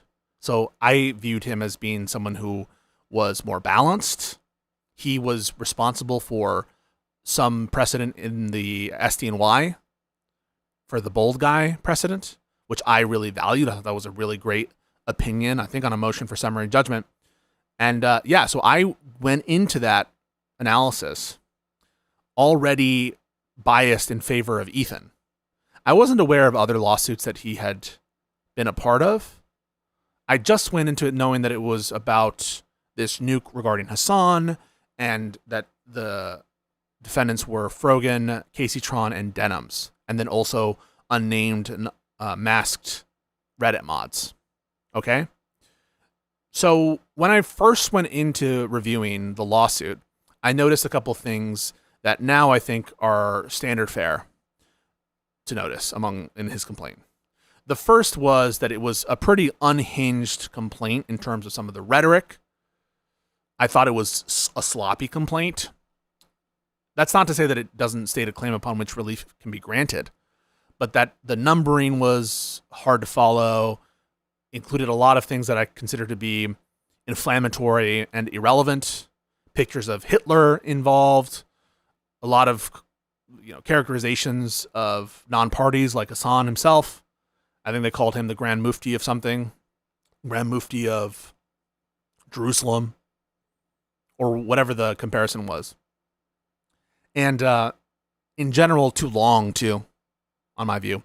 And then there was another aspect, too, which was like, in my view, irresponsibly, or I should say inappropriately containing memorandum of law within the complaint. So those were the kind of like, some might say, design criticisms that I had. Some of the presentation choices, style choices, which I found to be in poor taste and detracting from what should be a very simple civil case. Copyright infringement is a strict liability civil case. It's not something where you need to get too in the weeds about intent. And usually there are aspects to it which can be sort of summarized in a fairly short fashion. Now, not always, right? Sometimes you have to go through a bunch of like pictures analysis. Sometimes you need to run more like quantitative stuff. So it's not always going to be incredibly short. But like whatever it was, I think it was even pushing sometimes like over 90 pages maybe. I forget exactly. It seemed to me to be too long. So those were the kind of like design, stylistic aspects to it, which a lot of people I think ended up agreeing with me on those things. However, I concluded that I thought Ethan Klein had a fairly strong case of infringement against Frogan for sure, against Casey Tron, I thought as well, and against Denims too. I still think that he has a strong case against Denims on one of the claims here. Where I got the most pushback was, I thought in his video announcing the lawsuits that Ethan Klein was lying about his rationale. Namely, the rationale which was to protect the React community, that he's filing these lawsuits to protect the React community from Disney and Sony potentially filing lawsuits, to set good precedent, in other words, that would protect the React community. I thought that wasn't true, because presuming that he wanted to win the lawsuits, I thought it would be likely that the court would limit React content in some significant fashion, presuming he wins, right? And I'm not imagining that he's going out of this to lose. And I thought some of the rationales to pick particular defendants seemed off to me. If the goal was to try to make the strongest cases possible, then you weren't doing that by picking Denims. Now, what I often got in response was, well, that rationale could be justified if a way to legally distinguish what Denims did and some of these other defendants did was through this notion of intentional stated malice, that we have some statements from some of these people or some Reddit mods that indicates that they're trying to be a market substitute and trying to siphon revenues away from the original, okay? And I thought that that was not a good explanation because I don't see, I should say, doctrinally, I don't see a place for malice, let alone this more particular version of malice, intentional stated malice, in the fair use analysis, or indeed in infringement generally. Why is that? The court has some dicta in its past, I think from a case called Harper and Rowe and others, where they've said things like good faith is the sine qua non of fair use. That fair use implies good faith. But really, in recent years, the Supreme Court has backed away heavily from that dicta. And they've made it clear that this is not a doctrine that stresses good faith as an aspect of proving fair use. It's, in fact, almost never, even in the past, where courts, I think, there's one court case which relied on the good faith aspect. And that's, I think, out of the SDNY as well, from like 2004 or 5 or something, and which has been referred to negatively by other courts since. But other than that, you almost never have any predictive power in this so-called like good faith or bad faith inquiry. And the Supreme Court has explicitly called into question that dicta in recent Supreme Court cases, including the most relevant one regarding the Andy Warhol case. That is one where the Supreme Court makes clear in a majority opinion written by Sonia Sotomayor that the test on factor 1 of the fair use analysis is objective. It's not dependent on states of mind. Okay? So the response to, well, Ethan is trying to make good precedent that centers around bad faith, right, or malicious siphoning, never rung true to me because legally it seems irrelevant. And I think that Ethan would know that. And Ethan would also, I think, know that courts, when they do the fair use analysis, they don't go and just decide to do it the way that you tell them to. They go factor 1, factor 2, factor 3, factor 4, right? It's not a mechanical test where it's like get 3 or more or whatever. It's a balancing test for sure. Different factors are weighed differently, but certainly there's no expectation that a court would be saying, well, we're only going to look at fair use insofar as we have intentional stated malice or to the extent that we have bad faith. It would be the peculiar set of circumstances of a court that would decide to limit the scope of its fair use analysis to only those offered by the plaintiff, and where the plaintiff, chooses to, concede the other factors. And this would all be a way of explaining how Ethan could maintain that he was defending fair use and reaction content at the same time of pursuing these lawsuits by pointing to some sort of like distinguishing feature. So I had called out that I thought that was untrue. And more I started to think that was a malicious lie. That it wasn't, in fact, the goal of Ethan Klein to defend the React community, and that he was motivated by other things. Now, it could well be justified to target different defendants for different bad things that they've done, right? But it's not, I think, unless there's some overriding purpose, good to lie about saying this is all for some greater purpose and some all like unifying self-defense of creators to defend against Sony and Disney. I thought that was wrong. For that opinion, I thought I got a lot of pushback, and I thought it was unnecessarily sharp pushback and, frankly, incorrect pushback, both on the merits of my legal assessment regarding the relevance of intentional stated malice and bad faith generally, but also on the assessment of whether he in fact lied. And it was quite remarkable. I thought that like consistent viewers of mine who generally thought of myself as being based in like objective reasoning and logic and analysis and trying to be fair, were like convinced that I was turning into a tanky because I offered this opinion, which in the moment was beneficial, I suppose, to some extent. We'll get into that in a little bit, of lefty creators who were the target of Ethan's ire. Okay, so that happened. But I want to acknowledge that I still went into that whole initial review with a far too skewed balance in favor of Ethan, in my view. And I gave him much too much benefit of the doubt. And I'm actually self-critical of that, and I think that that was a mistake.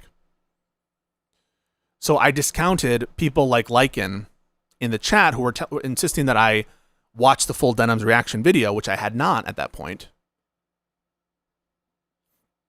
before coming to a conclusion. And you can actually see the moment where I'm kind of like discounting him in the chat. Additionally, I didn't go so far as to say that I disagreed with him bringing the lawsuits in the first place. I just said I didn't like that he lied about it.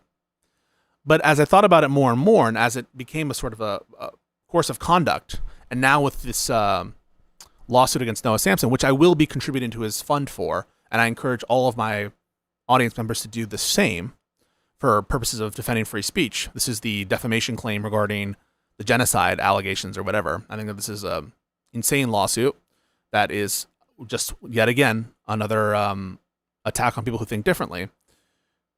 That I really think that there's something sinister at work with these lawsuits, and it doesn't really care about the underlying legal harms done here.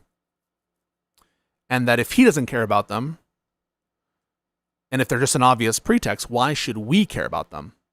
And why shouldn't we take them for the obvious action that they are, which is to try to discourage criticism? I think that that's what his motivation ultimately was, or to discourage some sort of, maybe some community, maybe give some benefit of the doubt that there's some other thing here. But I wasn't really convinced by the kind of greater, grander purpose justifications on offer. And as the lawsuits, again, as we got the Noah Samsen lawsuit and then some of the conduct, I think really cemented that I should have been more skeptical of the lawsuits themselves, not just how they were presented. And so my current position now is I'm against these lawsuits. I think they were done as a trap. That's his own words, right? That's his own characterization, that he would try to entice people into infringing for the purpose of trying to devastate them. And not because he actually cares about the underlying infringement done, which, if you go back to some of his old videos, he will explain some of his own personal metrics of reactions back when he maybe upheld some more neutral principles. And his picking and choosing, I think, doesn't fall in line of those principles. And certainly his defense of others who are way outside of those principles, I think we fail to see a consistent line and approach that would be, supportive of the more benign rationales here. That's kind of my overall take. On the legal aspect of it,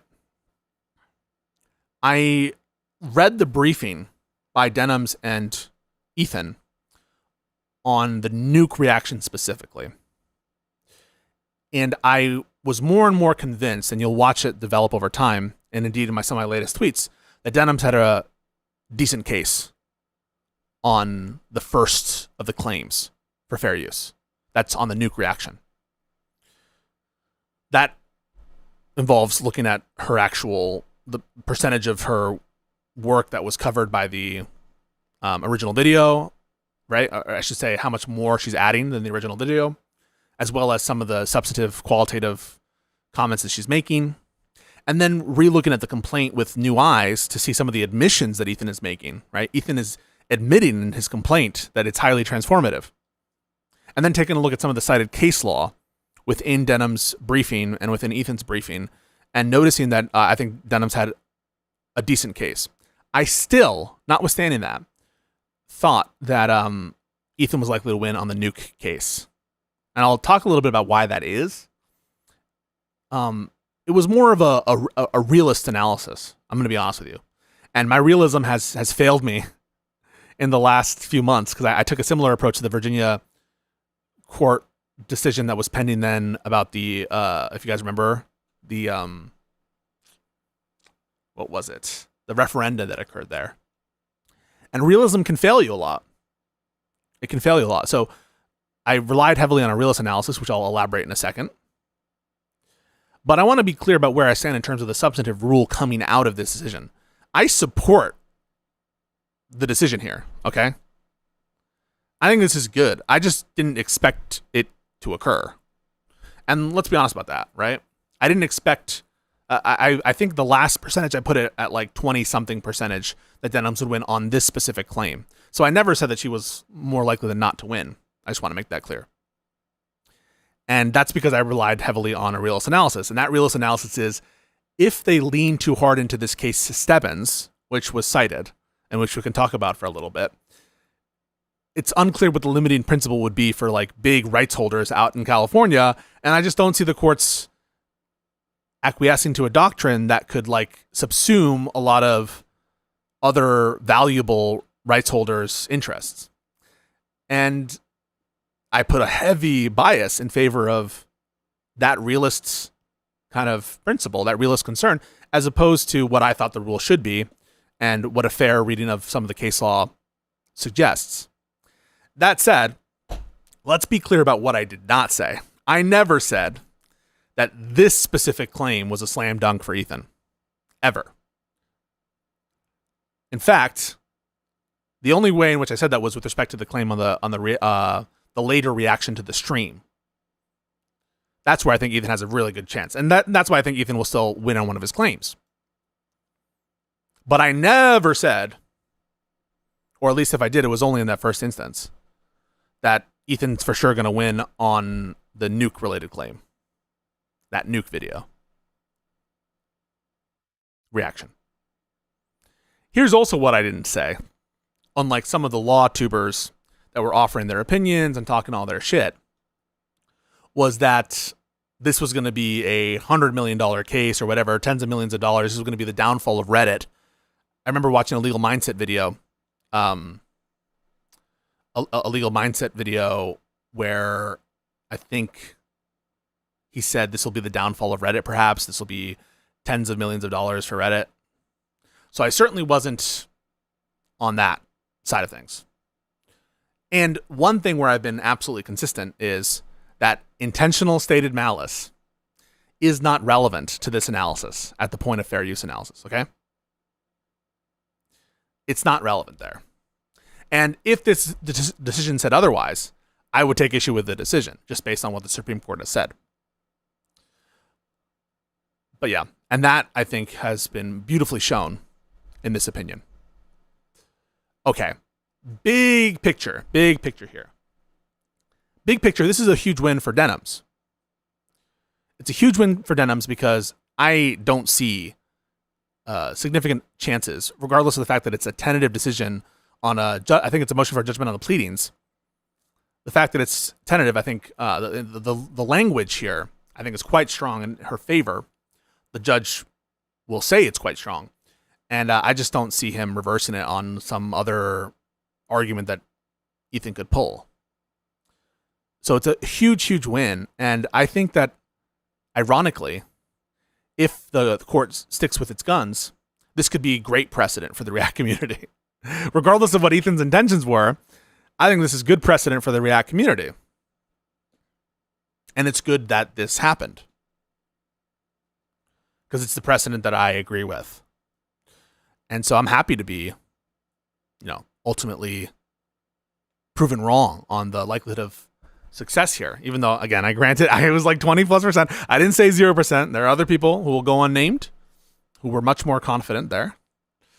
But yeah, no, this is a good win for her. And I want to go through exactly why the court ruled the way it did. We can skip some of this background, which we're aware of. Note also, I'm unsure, maybe I'll have to go back to the complaint, how this will affect the snarker mod situation, because presumably their contributory infringement is only valid insofar as there's an underlying infringement, right? And so maybe the complaint only casts the mod's actions in terms of the nuke reaction. And if that's the case, I think that that claim is in danger too, the secondary liability claim. You get me? So just be aware of that. The secondary liability claim rises and falls somewhat on the nature of the allegations in the complaint as to a primary infringement. So just keep that in mind. Okay, let's go back down. Let's just go skip right to the legal analysis. Actually, it might be worthwhile to stop by here on the legal standard on a judgment on the pleadings, because it's a different rule than the one that we're used to on a 12b6 or a summary judgment motion. And we'll start here. After the pleadings are closed, but early enough not to delay trial, a party may move for judgment on the pleadings. A motion for judgment on the pleadings under Rule 12c is functionally identical to a motion to dismiss under 12b6, and the principal difference is the time of filing. The same standard applies to motions brought under either rule. Thus, the issue presented by a 12c motion is the same as a 12b6 motion, whether the factual allegations of the complaint state a plausible claim for relief. So it's the same Twombly-Iqbal standard that we're used to. And so that means that the court is understanding the facts in the light most favorable to the non-movement. Here would be Ethan Klein. All right. In evaluating a motion for judgment on the pleadings, the court must accept all factual allegations in the complaint as true and construe them in the light most favorable to the non-moving party. So here we have a factual deference to the plaintiff here, or to the non-movement, who is the plaintiff, and therefore Ethan. Judgment on the pleadings is proper when the moving party clearly establishes on the face of the pleadings that no material issue of fact remains to be resolved, and that it is entitled to judgment as a matter of law. So there's no need, in other words, to get into factual issues, or that all the material factual issues have been resolved. Let's go to the analysis. Plaintiff requests, let's go first to the footnote, that the court take judicial notice of specific documents and court records. First, plaintiff requests that the court take judicial notice of a video entitled The Bold Guy, which is a reaction video. This video was filed with the SDNY in another action. Plaintiff requests the court take judicial notice of another video. So they're asking the court to take as within the record and as authenticated, right, these various different videos from an evidentiary perspective. The court finds it appropriate to take judicial notice of the existence of these two video files, which are of public record. It is axiomatic that the court may take judicial notice of matters of public record. Additionally, plaintiff separately requests judicial notice of a bunch of other complaints, and this is typical. All right. So the existence of those there's been a finding by the court. They've taken judicial notice of it. All right. Defendants move for judgment on the pleading as to the first claim for relief for direct copyright infringement as to the nuke. So 2 claims here, right? So this is only about one. Based on the second affirmative defense of fair use as pled in defendant's answer. The fair use doctrine is an equitable rule of reason that permits courts to avoid rigid application, citing the Supreme Court. Here we have our 4 factors. We all know. And now let's get to the actual factors. Folks, this and market are the most important factors.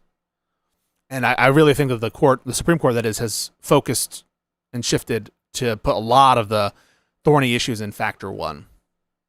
Defendant moves for judgment on the pleadings in part because of the transformative nature of her use. The first statutory factor examines the purpose and character of the use, including whether such use is of a commercial nature or is for a non-profit educational purpose. So you can kind of split up, though not completely. Factor 1, I think, isn't just a 2 sub-factor analysis. I think there's potentially more that goes into it. But certainly 2 of the main ways in which to analyze factor 1 are in transformation and in commercial versus non-commercial. And transformative here takes center stage. The central inquiry is transformativeness.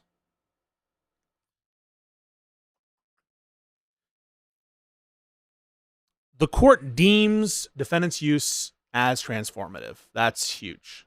Huge for Denims. Throughout the live stream, defendant provides commentary pertaining to the criticism of the nuke. Defendant contends the nuke resembles a high school video project or middle school project. During this subject live stream, defendant complains about the documentary's editing and that the video treats the audience as morons and is attempting to trick them. The complaint further states that she frequently makes comments that are later contradicted by the nuke itself. Notably, the fair use inquiry does not ask whether the criticism or parody of the copyrighted work is accurate or mean-spirited, but but simply whether it is of the kind that copyright is designed to protect. So the court is saying we're not getting into whether she's correct about any of this stuff. We just want to know if it's of a nature regarding the purpose of copyright. And recall again here, folks, really, really important. Parody and criticism. Sorry, I have to. Oof. Parody and criticism are like some of the main, most important things in copyright fair use protection. Okay, so these are like some of the most important, you might say, policy goals behind fair use. Defendant offers other criticism of the subject documentary during her live stream. So in addition to all of the like kind of general critiques of the style, now we have like substantive critiques. We have, following one of the documentary creators' criticism of Piker's apology of the genocide of Uyghurs, defendant comments one on the treatment of the Uyghurs. So much of American media is focused on pointing out how evil China is, stating that disabled Americans lose disability benefits when they get married, citing incarceration levels, challenging Klein's perception of Piker's sentiments. So in general, disputing what Ethan is saying and adding new stuff. Let's see if there's anything interesting here in the footnotes. Defendant provides additional timestamps for defendant's notable instances of pauses for commentary, so a bunch of pauses. The court finds defendant's criticism and commentary within the live stream video to demonstrate the following telltale signs of transformative use. 1, further purpose or different character in the defendant's work, i.e. the creation of new information, new aesthetic, new insights and understanding, so definitely adding stuff. The use of quoted matter as raw material instead of repackaging it and merely superseding the objects of the original creation. The undisputed purpose of defendant's live stream is to contest, criticize, and mock plaintiff's message, which the courts have found in ways in favor of fair use due to its transformative nature. Citing I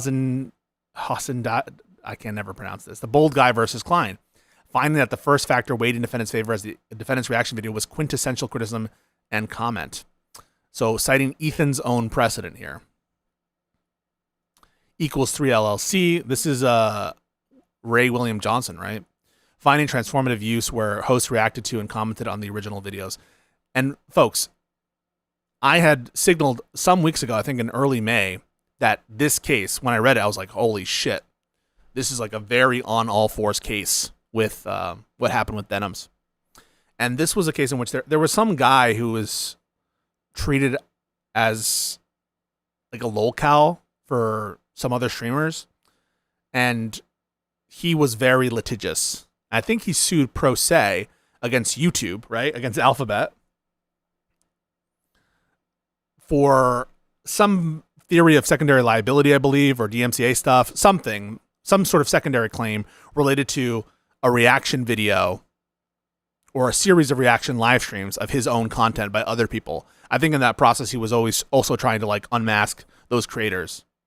And, in the course of doing the reaction streams, right, or in the course of defending Alphabet and YouTube and Alphabet, Google, sorry, had to like defend the snarking live streamers or whatever, right?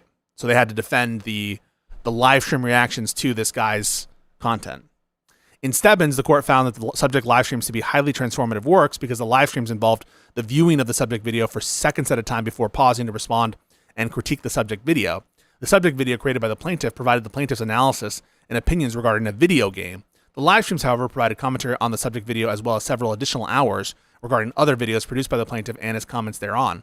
The relevant live stream in Stebbins paused and commented on plaintiff's retrospective with the purpose of reviewing or mocking the video. The criticism is at the heart of the fair use doctrine, and it would lose its meaning without reproduction of the plaintiff's video. As in Stebbins, defendant's live stream provided commentary on the nuke and sharp criticism of the claims made within the documentary. Throughout the live stream, defendants often paused the nuke to offer spontaneous reaction, engage with their audience through a live chat, and provided real-time commentary interspersed with tangential discussions. Further, the courts have recognized the differences in viewing experience and uses weighs in favor of a finding of fair use. And this is citing a case that says, because defendant's use of copyrighted material served a completely different function than that of plaintiffs, the first factor weighs in defendant's favor. The difference in viewing experience in here is undisputed. Indeed, plaintiff states, where the nuke seeks to expose how Piker radicalizes people online to be anti-Semitic and anti-Israeli, Denims attempts to use the nuke for the exact opposite purpose, to radicalize her audience. I mean, this was a horrible admission. And we also, in a previous kind of like analysis video or stream that I did on this, cited these admissions in the complaint that were just awful. In opposition, plaintiff presents unsuccessful arguments. First, plaintiff cites this case from the Ninth Circuit for the proposition that the purposes of plaintiff's video and defendant's live stream overlap to undermine the transformation argument. Here, plaintiff has conceded that the purpose of both videos do not overlap by stating, quote, where the nuke seeks to expose how Hassan radicalizes people online to be anti-Semitic and anti-Israeli, Denims attempts to use the nuke for the exact opposite purpose, to radicalize her audience to be anti-Semitic and anti-Israeli, along with defending Hassan. So the court says you can't make this argument because you've already conceded otherwise. Additionally, the two subject videos are disparate from the subject works in Fontbrunn, which did not overlap in nature. The Picasso project and the subject photographs both presented the works of Picasso with a shared purpose of documenting the works. As previously established, the subject videos in this matter do not share such an overlapping purpose. So you don't get to say, oh, it's just overlapping, because you've already said that they have completely different purposes. And in their nature, it's kind of the same thing over and over. One is the kind of concession argument. You concede it. And the second is like substantively, they're different. Second, plaintiff cites to Mongi versus Maya Mag Incorporated for the proposition that defendants engaged in wholesale copying sprinkled with spoken commentary, which the court in Mongi found at best minimally transformative. Defendants' live stream went beyond merely reproducing or supplanting the nuke, however. Rather, as set forth above, there was real-time commentary, criticism, and analysis that altered the purpose and character of the original work. Accordingly, unlike the defendant in Mongi, the defendant did not simply repackage or republish. They used it in furtherance of a distinct expressive purpose. So you're not just doing something with no effort. You're putting a lot of additional content in here. You're not just repackaging it with a new kind of veneer. For the foregoing reasons, the court finds the defendant's use to be transformative. And that's it. Notice what is absent here. On transformation. No mention whatsoever of malice. No mention whatsoever of intentional siphoning. Not at all. As I predicted. And how many people would come into my Stream Arguments channel on my Discord to say otherwise. To say, no, you don't understand. Nothing here. And you would know this if you knew the case law from the Supreme Court, right? Remember in the Google versus Oracle case, what happened there, it was like a perfect example of bad faith. Google was arguing with Oracle or trying to negotiate to buy this kind of like signaling code APIs. So they were already in the market for this code. And then the negotiations break down, and then Google just copies it all. Even though they were literally in the market for this stuff minutes before. They just stole it. Did that change the fact that Breyer found it to be fair use? No. It was still fair use. And you would know that if you watched it or if you read the Andy Warhol case, which I was citing again and again and again. That for factor one, it's not relevant. On the commercial use front, yeah, I mean, it's commercial, right? So this should point strongly in Denim's favor, right? So this is a big bonus for Denims. And given that it's transformative, the commercial use aspect is going to be less important. The second part is about commercial use. Here, defendant contends that her use was not sufficiently commercial to outweigh the transformation. As defendant is a live streamer, she's eligible to receive subscriptions, donations, and advertising revenue. So am I, regardless of the content nature of her use. So there's no doubt that there was a commercial use of the subject work. But the court finds distinguishable defendant's use from the intentional exploitation of copyrighted works for monetary gain that preclude a finding of fair use. A commercial use is demonstrated by showing that repeated and exploitative unauthorized copies of works were made to save the expense of purchasing authorized copies. Although Whistle's social media presence may serve to promote its business and indirectly boost revenue, the commercial use factor concerns the degree to which the new user exploits the copyright for commercial gain as opposed to incidental use as part of a commercial enterprise. Defendant's transformation of the original work heavily outweighs the commercial nature of its use. Accordingly, this weighs in favor of fair use, the overall factor. And that's it. Factor 1 in Denim's favor, no analysis of intentional siphoning, malice, anything like that. Nature of the copyrighted work. Defendant refers to the documentary informational nature of the nuke favor fair use. The second statutory factor considers the nature. This factor recognizes that creative works are closer to one of the core of intended copyright protection than informational and functional works. So an example of this is the diary, I think, of, or the memoir or something of President Ford.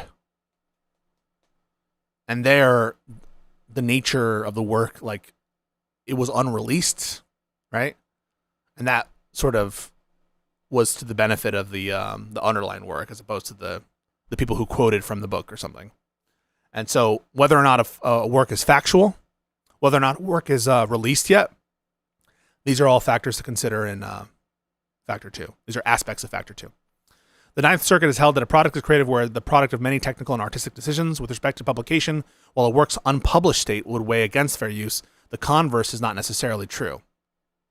The Ninth Circuit recognized, however, the second factor has not been terribly significant. And so, yeah, this is not an important factor at all.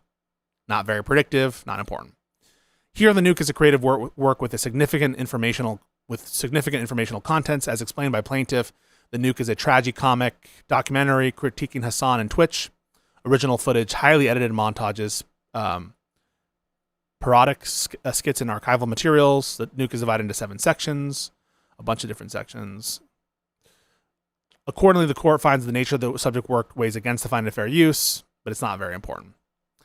The third statutory factor asks whether the amount and substantiality of the portion used in relation to the copyrighted work as a whole favors fair use. Third factor looks to the quantitative amount and qualitative value of the original work. The courts have found that copying another work in its entirety is not dispositive as to infringement, if necessary for the transformative use. This was true in Ethan's case, right? A great deal of plaintiff's work was copied, but the copying was plainly necessary to the commentary and critique. True also in the Stebbins decision. Even if the court were to credit plaintiff's claim that Kurtosis copied the entirety of the retrospective, that would not be dispositive. Kurtosis uses the retrospective clips in order to further the livestream's transformative purpose of critical commentary.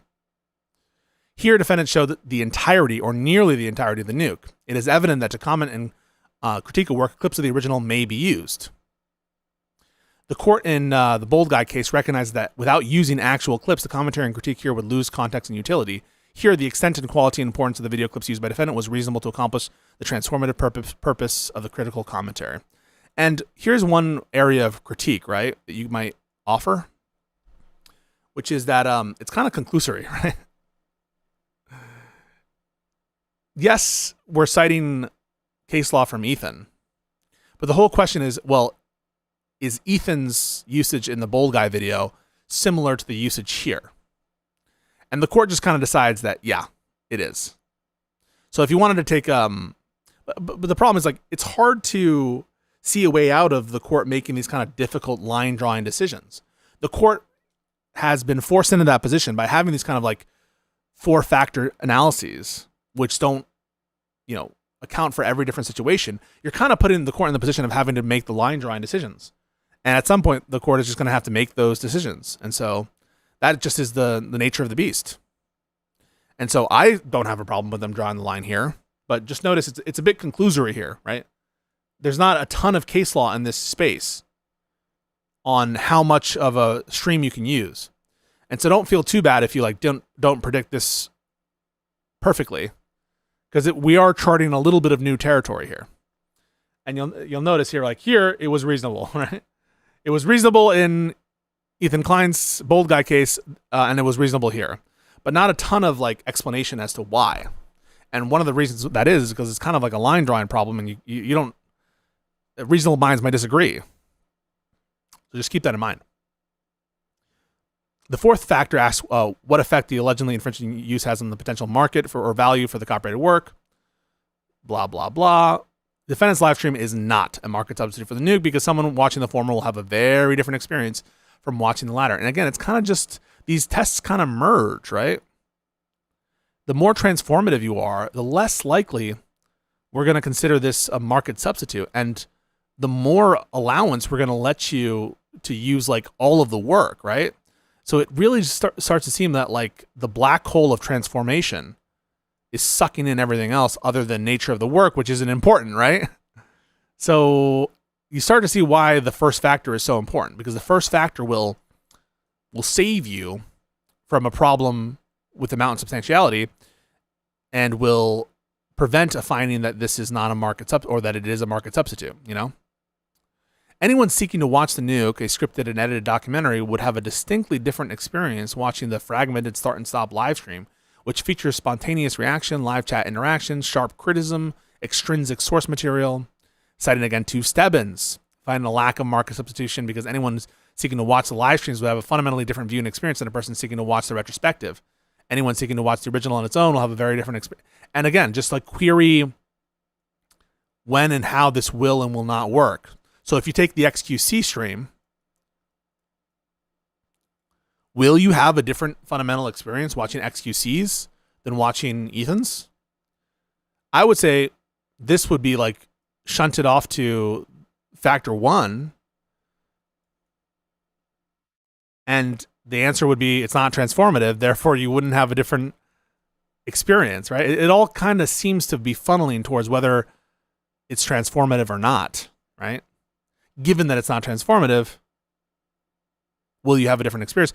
In what cases will you have a transformative use which isn't fundamentally different, right? It just seemed that they're overlapping significantly. A person wishing to purchase sheet music for Magic in order to play or perform that song would necessarily purchase the sheet music for the song itself from the owner of the performance rights, not the sheet music for Rainmaker. And then this is from some other case law, finding no market harm where a person could not use the allegedly infringing work, a thumbnail photograph, as a substitute for the copyrighted higher resolution photograph. Indeed, plaintiff's own allegations suggest as much. Quote, Denims attempts to use the nuke for the exact opposite purpose. And again, we've already used this quote for factor 1. The decision in Hughes versus Benjamin is highly instructive. There, the court held, here there is no danger that SJW level of awareness will usurp the market of progressive commentary, such as we thought she would win. Benjamin's target audience, generally political conservatives and libertarians, is obviously not the same as Hughes' target audience, generally political liberals. Moreover, although SJW levels of awareness is comprised entirely of portions of we thought she would win, there is no reason to think that Hughes' audience will abandon her progressive YouTube channel to watch the derisively titled SJW levels of awareness on a conservative YouTube channel simply because it contains parts of her work. Again, there's potential circularity problems here, and this is a problem I think with the copyright code and not necessarily with the courts, right? Like imagine that you wanted actually to market a video to conservatives from a liberal perspective, and someone else is kind of usurping that, right? The definition of what the market is a constant problem in factor 4, and this case doesn't resolve it. It seems unresolvable to me until we have further clarity from Congress. Accordingly, the court finds the defendant's live stream is not a market substitute because 3 of the 4 factors strongly favor defendant, including the most important factor, factor 1. The court concludes it's fair use as a matter of law. It is so ordered. Okay. So, what are my thoughts? First off, did you see anything here about Denim's statements regarding, and if you enjoyed not giving this video a like? 0. So that's the part of which I will take vindication. At least for now. Let's see if there's a further, I don't know, supplemental briefing or something. This could also be appealed to like the Ninth Circuit or something. So everyone who's doing the victory lap, just be aware of that. That we've not necessarily heard the end of even this fair use analysis. And one thing about fair use analysis is it's less deference to the district court and to the trial court, because it's kind of like a mixed question of law and fact. And so oftentimes you'll have diverging results between judges and between, the Circuit Court of Appeals and the district court level and indeed the Supreme Court. So just note that like we haven't necessarily heard the last word. But also, I do think that there's some vindication on the 0% analysis here dedicated to malice, to intentional siphoning. None of that was here. That's where I'll take my my kudos. I will say I agree with the result here. I think that's like a good result. The reason why I predicted it wouldn't go this way, like I said, something like 20% it would go this way, 20 something percent, is because of the realist lens. And the realist lens is, well, wait a second. What about other rights holders with big money, big intellectual property holders that have very valuable properties? And what's the amount of play on the joints that's going to be allowed by case law like this? That's the kind of what I was, maybe you might say, misled by. But I did think that there was a direct case analog, and that was Stebbins. I think it's hard to distinguish this result from Stebbins. Now, whether the Ninth Circuit, if there is an appeal here, will disagree, I mean, who knows? But having more cases like Stebbins, I think, is good for the React community. So, yeah. That's kind of it. What can you say? What can you say? Other than, like, one big takeaway, I think, is a lot of the slop legal commentary space clearly is just trying to, like, read the room and feed people what they want to hear. That's never going to be my intention on this channel, is to just tell you things you already know and already believe. Maybe you follow me for that, but I'm just going to tell you what I think is right and true. And I always thought that this was like a bullshit framing thing that didn't make any sense. I also strongly agree with this ruling. I think it's a good ruling. I'm not sure if it'll be appealed. Ethan presumably is spending a lot of money here on legal fees. But I think the best thing for all parties involved is just to stop now. This meta is stupid. We don't need these kind of political disagreements to be resolved in courts of law. In my view, a lot of this is political disagreements. I would rather them be resolved through like a reaction video, counter video, laying out the facts, laying out all of the circumstances. And that's what I think ought to happen. Any questions? I'll take questions now in the chat. Put them in there.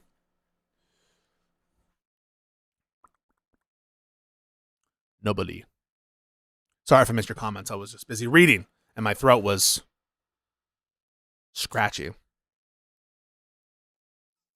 then maybe I can talk about one other thing. Let's see if I have what I wanted to talk about. Let's give them something to talk about. Put your questions in the chat, please. Marco Rubio takes the lead in Polymarket odds for 2028 nomination. Oh boy. What are the chances this gets overturned? I don't know. Fuck if I know. I think the answer is probably low. I think the court wants to treat these, or a lot of courts would be wanting to treat these as individual cases that don't extend as far as the facts of their respective cases, right? So I think it's hard to make sense of Stebbins being correctly decided, but this case not being correctly decided. Now, Stebbins was not a Ninth Circuit opinion, but yeah, I wonder if there would be an appetite to. Again, a lot of this is my realist frame of thinking. Like, will the Ninth Circuit Court of Appeals want to create how to have all sorts of media free and available on YouTube guide? That said, a lot of this is resolved through automated systems and like YouTube stuff. And so I'm not sure. I think that anyone who tells you they know how this is going to turn out in the Ninth Circuit if it's appealed, I don't know what basis they are to say that. one thing that I'm pretty confident on is that this won't be a part of any opinion from the Ninth Circuit that matters. And if it is mentioned, it'll be as an afterthought. The odds of this being undone in the district court, I think, are low, given what the court says here. Strongly favor Denims. Does the intentional stated debate by copyright holders matter legally? Intentional stated debate by the copyright holder. No, I don't think that matters either. Unless you have there are some equitable doctrines of affirmative defenses you can raise. There's one called estoppel, where it can be relevant. Estoppel, there's one acquiescence, and abandonment, perhaps, but I think not in this case. Not likely. Let's see what else you have. Have you checked out any strict scrutiny yet? Yeah. Hopefully we'll. And Josiah mentioned me to them. Do you think this will get appealed? I don't know. You'd have to ask Ethan. What about the other claim makes it a stronger case for Ethan? I haven't seen that Denim stream, but it's hard for me to imagine she's not doing the same as she did for the nuke. As I understand it, and from what I saw, there's like chair reacts, and there's like not a lot of talking, and the fact that they chose not to motion for that one for judgment on the pleadings, I think says a lot. So that's the reason for my intuition there. Is the amount of stuff actually done by Denims in that stream, and then the fact that they haven't tried to motion it out of with dispositive motion practice just yet. How dare you? You think the decision will be a factor in the countdown stream decision? I assume the same judge, I think, but like, I don't know what their defense will be in that case. Maybe some sort of affirmative defense. Not sure. It might go to like trial on some affirmative defense. Who knows? Where were the peeps that disagreed then? I don't know. Like, I think it'll just center around whether or not Ethan was like lying or something. And they'll just go around in circles. Can it matter for the content he registered after it was reacted? Yeah, it can matter. He registered after it was reacted. That just gives him, so he won't have, I think, access to statutory damages for that reaction. So that'll be relevant for damages, certainly. What happened to everyone arguing about intentional malice? Where did they go? Yeah, who knows? Oh, okay, yeah, cool. Denims reacted to my thing. There's a clip of him shared on Twitter with him opening up his streams. Again, this might be like some sort of like explicit license, but I think you would have to show.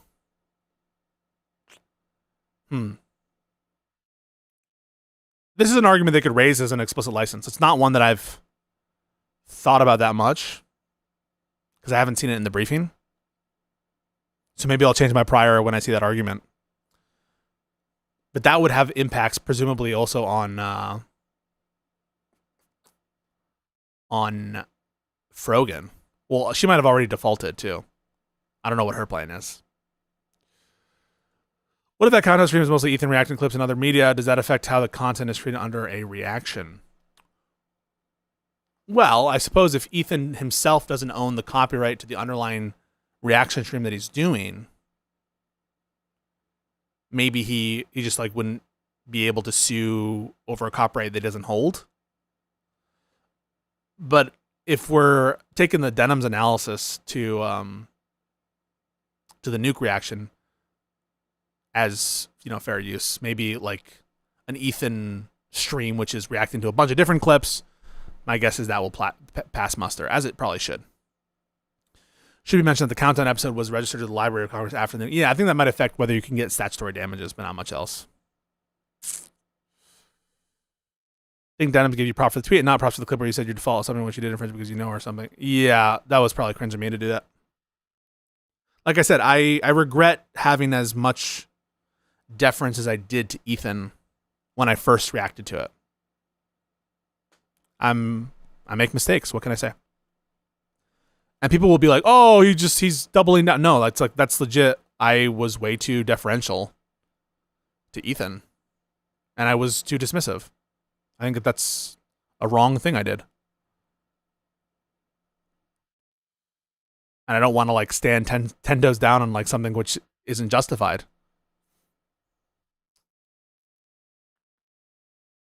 Okay, anything else from the legal perspective? And then we'll move on to one last thing. I think we'll do one last thing. I don't have time for this.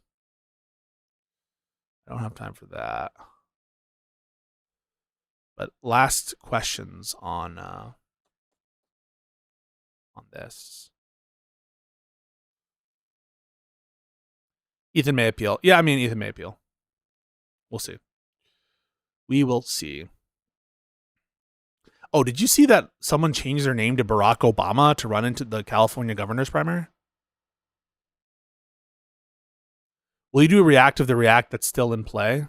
A react of which react? A react of Denims reaction.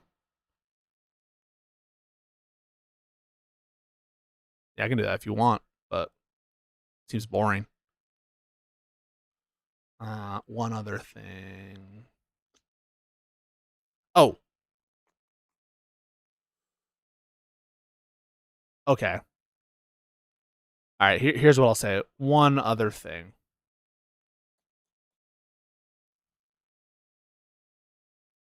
Hey, be nice to Hutch. Chill with Hutch.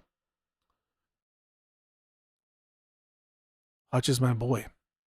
Oh, yeah, Dan Sullivan in Alaska. There's like 2 Dan Sullivans in Alaska. There's a Barack Obama in California. Okay. The last thing I want to say before I leave for now, might be back online tonight, is, I watched the debate between Brad Lander and Dan Goldman. And I'm going to be honest with you guys. I have always respected Dan Goldman as someone who was on the front line of impeachment in the first impeachment. I thought he was based then. I think he, in general, is good in these committee hearings, certainly better than a lot of other Democrats, and generally like a good Dem, right?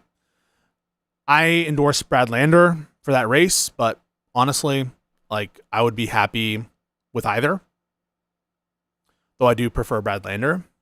One thing that I will say was notable for me and that I liked was that both Brad Lander and Dan Goldman came out in favor of court expansion explicitly in their debates. So what am I trying to say? I think that the arguments and the momentum for court expansion by Democrats is increasing. And I'm going to be part of that chorus. And in that process, I'm refining my arguments. You'll see an updated, in the course of my conversation with Rob and Avi. Avi noticed one of the wording for one of my premises, I think it's premise 4, implies something I didn't mean, which was that the overshooting one is with respect to deterrence as opposed to with respect to optimal deterrence. It needs to be, the wording needs to be adjusted to capture what I meant. But I will continue to fight for that and continue to refine those arguments, and we'll try to make them crystal clear. And we're trying to update. It's a work in progress. I have a lot of moving parts, but I am trying to get the Substack back online as a repository where you can see, these adjustments on the fly. I still want to do my debate guides. I have some that are already like I said, 90% done. So just keep an eye out for that stuff. I can't give you a timetable, but I want to do it. Just keep an eye on it.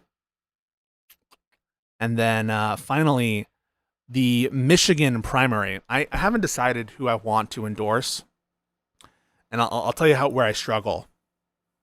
So the things I most care about are structural reform, anti-corruption efforts, and winning, and being competitive. And the Michigan primary, I think, has a lot of people pushing it different directions. On the one hand, I have seen one poll, though, and I haven't seen it replicated, where there's a massive difference between Haley Stevens and El Sayed in terms of their general election odds against Mike Rogers. Now, if that margin were sustained, that would move me. right? If I was really convinced that Haley Stevens is running an 8-point advantage to El Sayed in a way that like is priced in for some amount of name recognition, that's hugely significant for me. But that was just one poll that I saw. So that's one thing. I've also, I'm happy that that Haley Stevens endorsed getting rid of the gerrymander. But in general, I think the more left-wing candidate that you have in the primaries, the more likely you have for someone to be in support of statehood for Puerto Rico, court expansion. I obviously am against AIPAC, and I want a more hawkish policy against Israel, and certainly against the war. And so those are all things that are tugging at me. And it would seem that someone like McMorrow, you know, straddles both, but she seems to be going down in the primary, and I would want to like endorse someone who I think would have a chance to win out of the primary. And so I'm conscious of that. Those are all the things. If someone wants, who am I? I'm no one, right? But like, if you want to know how my brain is moving in terms of these candidates, number one thing are those kind of like big picture structural reform concepts and ideas, court expansion, statehood, reforming election stuff, all that are like my big policy issues, because I think everything else is downstream of it. Like I put that above healthcare, I put that above prices, and I know that that is not most people, so that it's idiosyncratic in that sense. I just think everything is downstream of that. But then winning is a big component of it, a big component of it, and we need to win Michigan. So yeah, the polls will be significant to me. So the more polls I see of a general election gap between the Democratic candidates, it's going to sway me. That said, I will say just a pure policy preference, I would prefer El Sayed and McMorrow over Stevens. That's where I'm at. I did see the auto workers endorsement, you know. I think it just depends on what I see from polls and what I see in terms of there was one general election poll that wasn't really good for Stevens, where it showed her within like a point of El Sayed, and that on that, and it's like no question for me, I would endorse El Sayed or McMorrow. You really have to start to see like a significant divergence, and then I would hold my nose to endorse. But those are the kind of things that matter the most to me. I have seen McMorrow down in the primary polls, which is, I don't know if that's good or bad for the relative, like, I don't know, for the lefties or for the libs, the anti-El Sayed crowd and the pro. I think El Sayed probably wants a crowded field, and Haley Stevens probably wants a one-on-one matchup, right? So yeah, if you're wondering why I'm there, that's why. In terms of the California gubernatorial primary, no one really stood out for me. I'm going to be honest. I don't really trust Tom Steyer, and I wasn't wowed by Becerra. And so like, I didn't really give a shit, to be honest. I know that maybe that's bad or whatever, but no one really wowed me. I wonder, who did IRI support Becerra? Obviously go with the Democrat, but it seems like Steyer's not going to make it out of the jungle primary. Can we get rid of these jungle primary systems? I hate them. They suck. Let's just have primaries. Why do Democrats always like try to do something? I know why. It's because we want to be different or whatever. Let's just have a primary system. I don't like these games. Yeah, I wish that Harris ran or something, but she's looking like she wants to run for president. And listen, I might even support Harris if she's the most based person on structural reform. Keep that in mind, folks. Like I'm out there in terms of what my top issues are. Right now, my S tier are people who are like Chris Murphy, John Ossoff, AOC types. But that can change if, you know, a candidate. There's different reasons why I prefer why they reach that tier. Different sets of issues and intuitions I have about electability reach there. It's not just like a insert most left-wing candidate there. It's a little bit more specific.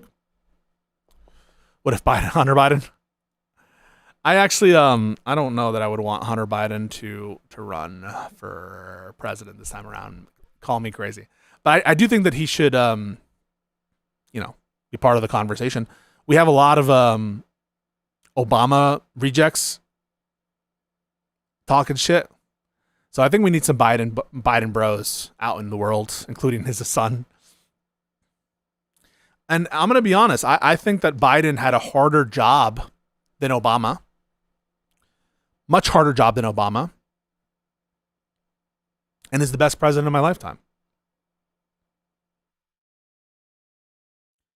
His big failure, I think, is choosing to run again and not finishing Trump.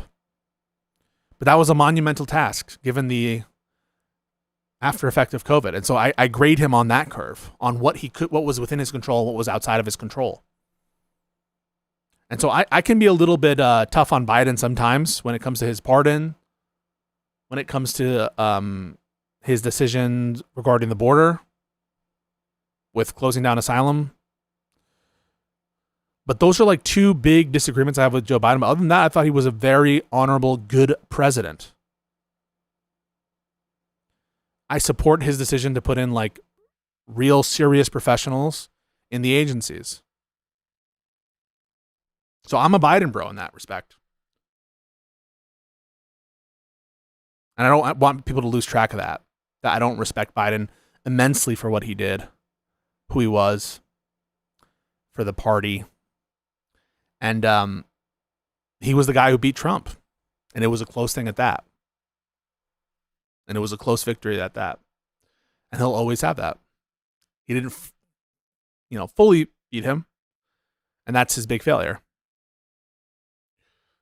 But have to respect beating Trump. Although sometimes I go back and I think, given what we know now,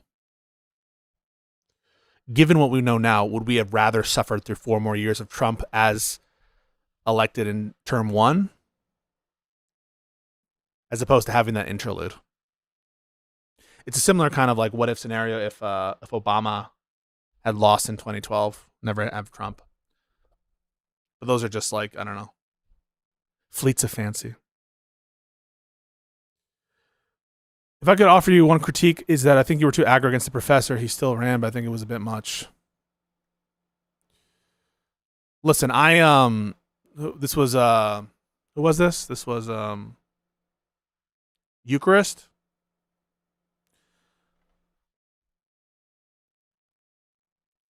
I thought about that a little bit. It's possible. I mean, I'll ponder it. I will say that I was insanely tired. I was like in DC, up and about, and part of that's my fault for letting it go on that long. I think I was in DC then, right? That's when it happened.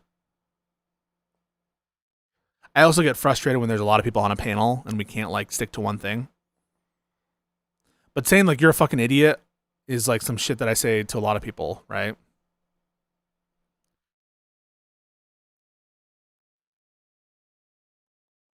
So like, yeah, I guess not the most decorum moment possible. I'm sure I wouldn't have said that if it were one-on-one, or at least not if it started at like a decent hour. But if you go back in the VOD, I was like calling other people fucking idiots, and I don't know.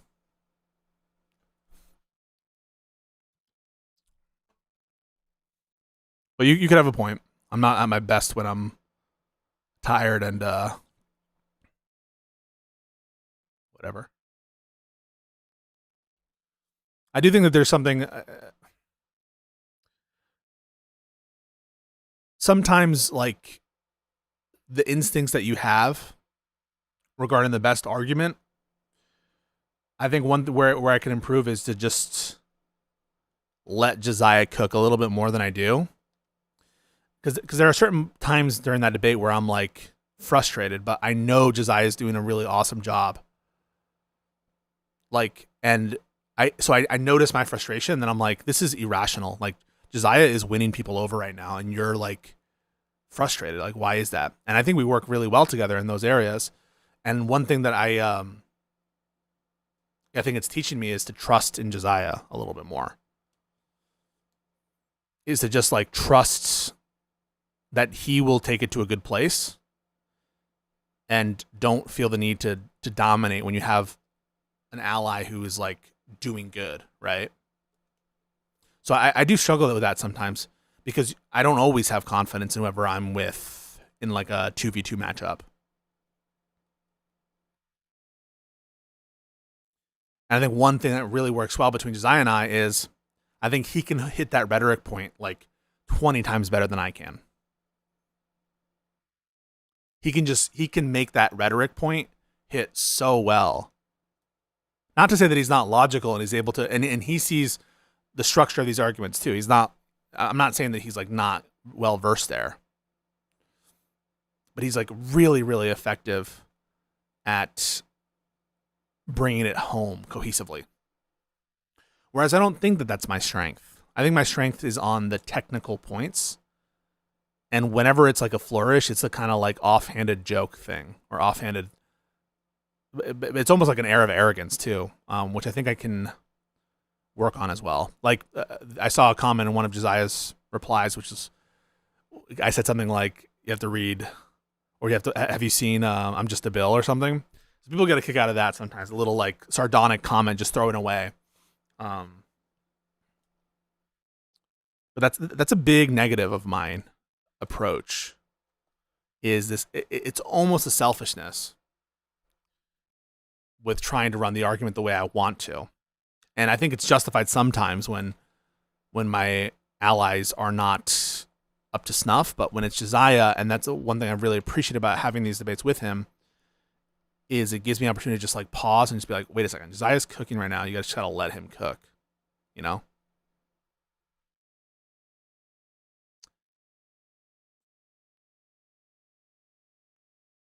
So yeah, I'm sure that ties into what you asked. Yeah, the way it's tying into my head is like pent up frustration at like them not listening, but like I shouldn't be frustrated at that point, except for my tiredness, because up to that point they've been cooked, right? They're shown to be whatever, intellectually inferior or whatever you want to say, or their arguments are crushed, and so it shouldn't be building this resentment and frustration.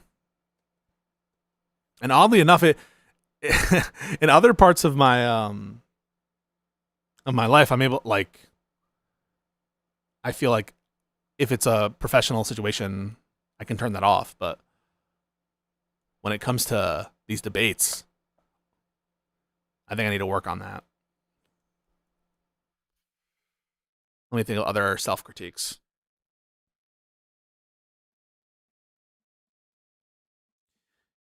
Yeah, I get more hostile with the more people are on.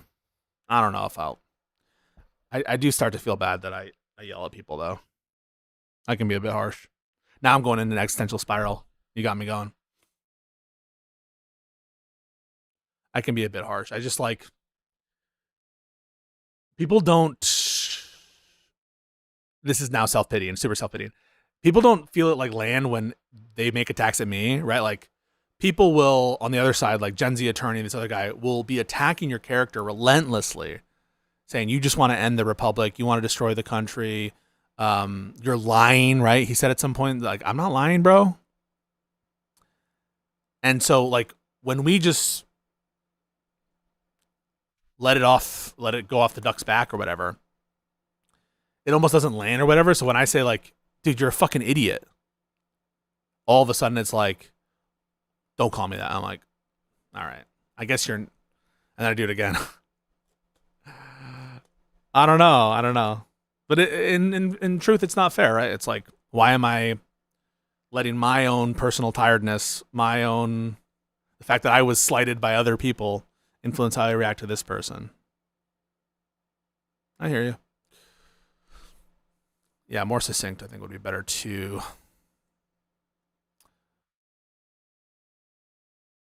Yeah. Yeah, I think that's right. It's pent up hostility. You give certain people too much of a pass and bite your tongue, and then the next person that annoys you get extra spicy. Yeah, I think that's right. I think I need to work on that.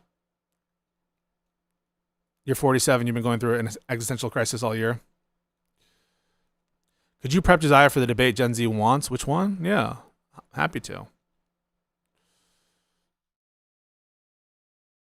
Happy to do that. I honestly think that Josiah has really excellent instincts. When it comes to what sells to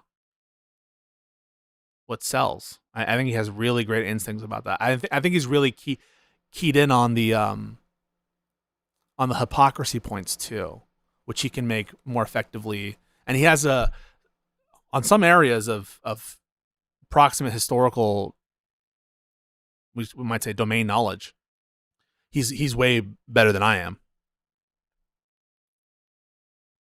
Where I think I could be a value add is in yeah, I agree with this too. I prefer the 1v1, but I'm learning to love the Josiah 2v2s. It's not with everybody. But when I have him on my side, I really do feel like it's like a partnership. It really does feel like I can lean on him too. And I think people get the wrong impression when people like Ryan or Rob or these other people make these intimations like Josiah is scared of them or like he needs to lean on me or anything. In many ways, I think Josiah is more effective debater than I am. And just on certain technical legal issues, I obviously have more domain knowledge for some things that might be brought out. But that doesn't mean that Josiah can't learn it. And so I'm leaning on him as much as he's leaning on me in these conversations. I don't want you guys to forget that. Let me think of others. Since we're retrospecting and doing this reminiscence therapy. Other moments where I also think that I can diffuse accusations of irrelevance and stuff towards Josiah or his monologue and argue their relevance in a good way. One thing I think I'm not that effective at doing is convincing people who are stridently against me or who kind of lean against me. If I do, it's only like weeks later and they're like, Pisco was right about this or something. What exactly is Josiah's area of expertise? It feels like he doesn't have the in-depth legal knowledge, but yeah. So I would say in terms of political knowledge, given he's reading all the time as part of his content schedule, so he would have, and he often does. He will often text me and will outpace what like the legal happening that just occurred is. He'll let me know what happened because he's like on the second. I'll like get a text from Josiah and like, have you seen it? And I'm about to refresh Twitter, and he's given me what happened before I see it on Twitter. So just in terms of like on top of it knowledge politically, he knows it, and then he also has done enough of these conversations that he's fairly tight when it comes to like recent political history. And one thing also I think that he has a good, and this is I think is critical for people who want to do this kind of debate stuff. He knows where he needs to shore up potential weaknesses or sore spots.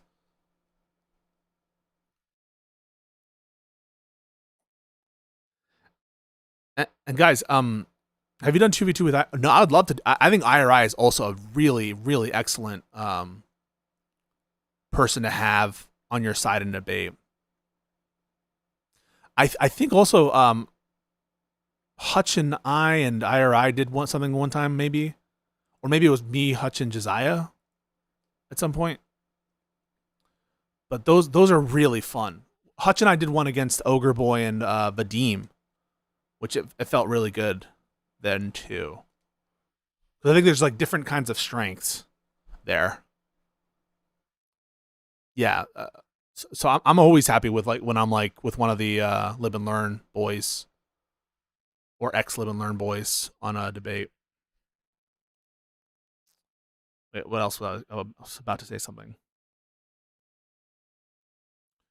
Where I think I can add, like I said, is like specific legal stuff, and I think I have a voracious desire to like understand the opponent's argument at its strongest, and that is like a skill or something that people will often neglect, is listening and hearing the argument from the opposition at its strongest.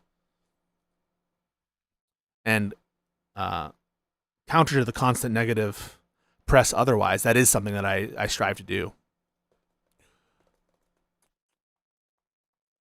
To look into, like, you know, what are the Andrew, I think it's Andrew McCarthy's, whoever the National Review article person is saying, what is he saying about what's happening with this corruption story? Or go out looking for like John Solomon. What is this like hack saying about the Burisma and Biden and stuff?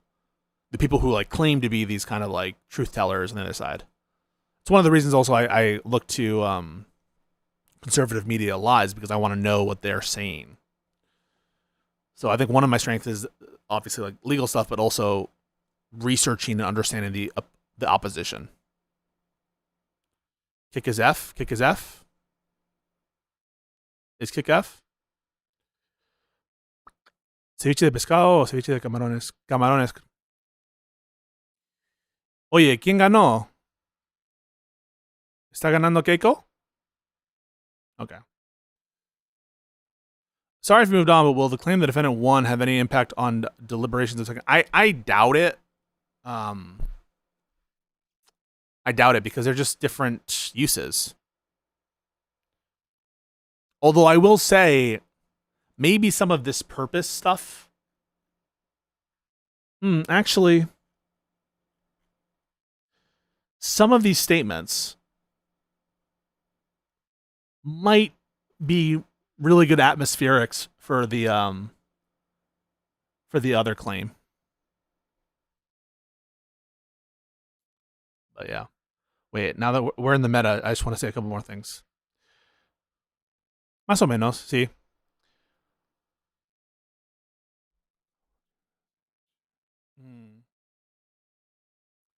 Yo prefiero ceviche.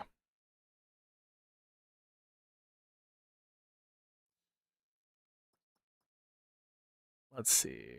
What else was I going to say about... Don't get me on the Spanish language thing. Who's someone... Oh, there are a couple people in my Discord server who I really think are excellent to have as wingmen debate people. Who else have I really enjoyed?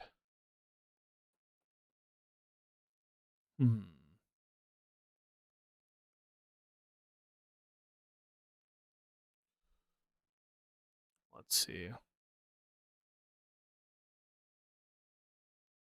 Hey, what up, Allie?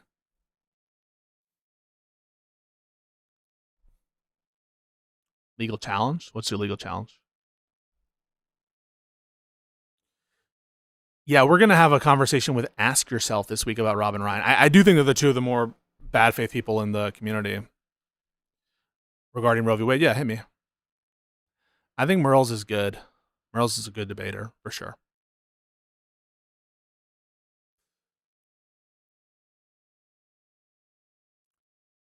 They're just like...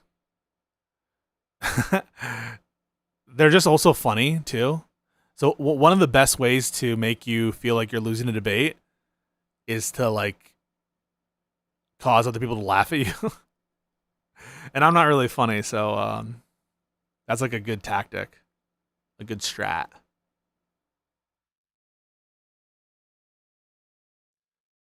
I wish I was funny. Funny isn't, you can't teach funny. Just like you can't teach like epic posting. Hunter Biden was born. He was born with the skill. You think codification would be a mistake of Roe v. Wade? Codification of what? If you're dealing with a curse of knowledge, I think anyone with fluency in field have to constantly work to counteract it, to talk like this is something I have to work on. I think I need to be more simple. Who was more good faith, Rob or Ryan?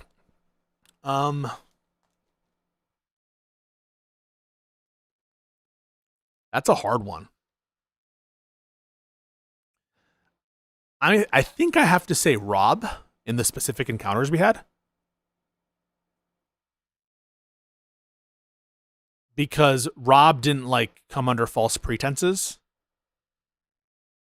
And Rob did some insanely bad faith stuff that we'll talk about. Like just insane.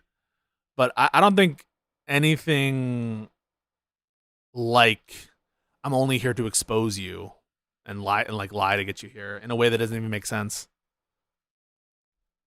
So I think I have to say Rob. My impressions are funny. Thanks. Yeah, oftentimes it's something that like if I'm not in the right environment, I'm not funny. Yes. Keep it simple. Yes or right of an abortion. I think that it just is there a reason why you don't want to codify it? I guess it maybe depends on your view on abortion, right? I do have a cutoff point about when I consider abortions, or at least some cutoff point somewhere, immoral. Maybe channel your hostility into cutting jabs to get a laugh. Yeah, I think that I could learn a lot from Mehdi. Like, guys, I know that I don't think that I'm like in the Mehdi tier or in the I think Mehdi's like a top S tier. Like Mehdi is who I would want to aspire to be. He's just so clean. There's an aspect of what I do that's like very dirty in the sense of like I trip over my words sometimes, and so I think my ideas are good for how to tackle a debate, but Mehdi is just like insanely clean.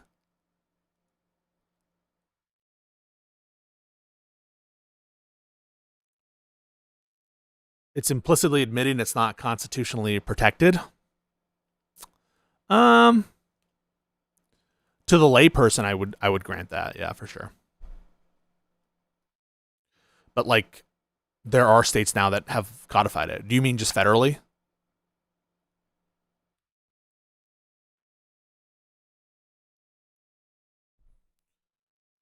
I just think that a lot of these like arguments about something being an implicit admission or this or that, I think that they land with us, with you and me, but I'm not sure that they land with like the population. Mehdi is uniquely talented. Yeah, he dominates. He's just so good. Incredulity to the tone. Yeah, yeah. Do you guys ever see Squidward when he and SpongeBob when they're doing like the art or whatever? I think I got like I got some refining to do. It offers no additional protection beyond a Supreme Court determination that it is a right. That it's a right. You mean from the federal level here? Yeah. So I actually think that there are some serious constitutional issues with a proposed federal legislative protection of abortion rights. If it's not obvious what that is, I think it would be in the context of the Commerce Clause. Not as a rights-based question, but from where does Congress derive the authority to protect abortion across the country? With the Interstate Commerce Clause. Now, what I think they could do is to create federally funded like abortion clinics or something to whatever standard you think is justified. That I think would be constitutional. But then that's just like always at the purview of the federal government to just turn off, right? So it's a tough cookie.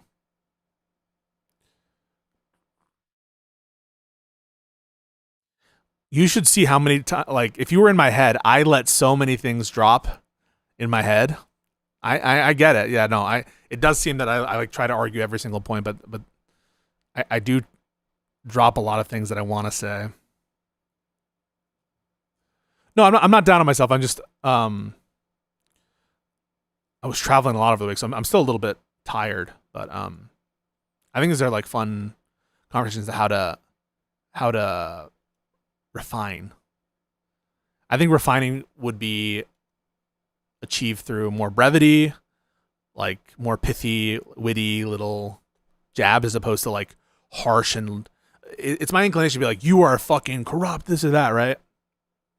Where I think Mehdi's approach of bewilderment and like laughing and like calm cut downs, I think are more effective.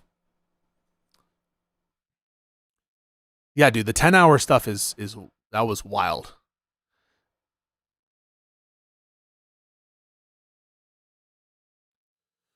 What do you say about that being one of the talking points against feckless Dems that absolutely contribute to the negative polling of Dems, which you cite often? Wait, I don't understand what do you say about that being one of the talking points against feckless? The abortion thing?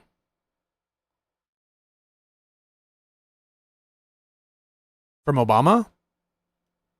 I think that's like a stupid talking point for the reasons that Hutch lays out.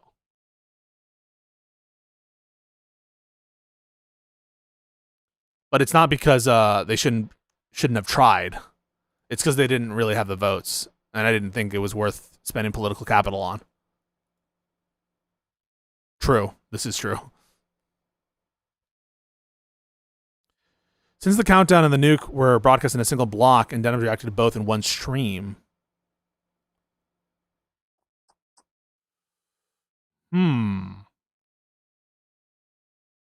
Yeah, but it would just be different.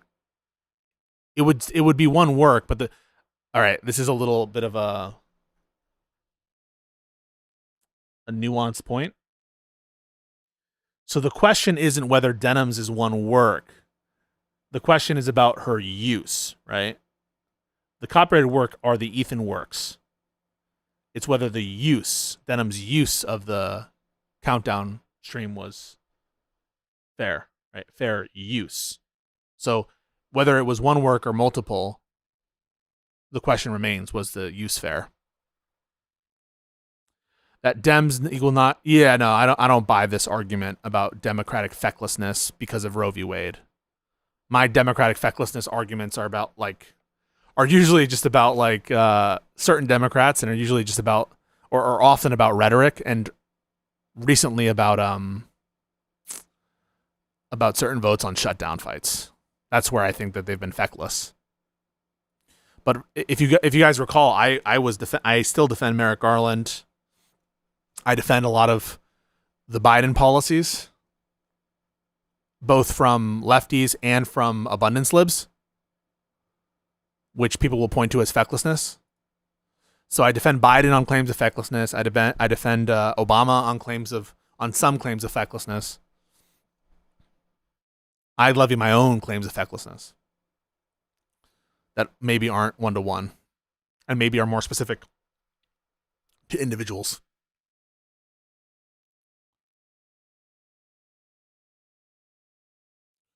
Anything else?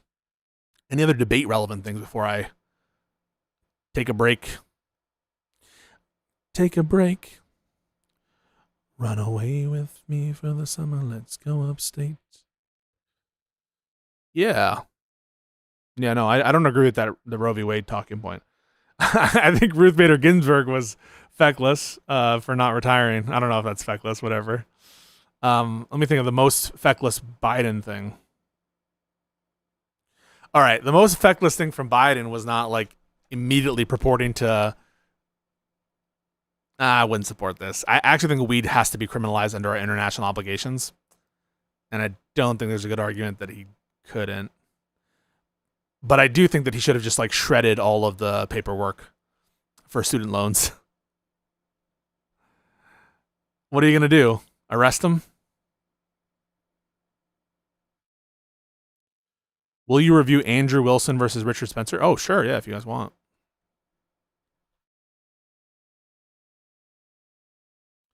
I love streaming, yeah. I'm doing other stuff too, but at some point I do want to do a little bit of practice, more practice stuff. But I love this. I love debates. I love talking. I love hanging out with you in the chat. It's big fun. I know. His fecklessness to written action. Yeah, I think also Biden should have let me think of other stuff. I think Obama should have appointed Merrick Garland directly after the Senate did not consider the nomination on an argument of waiver.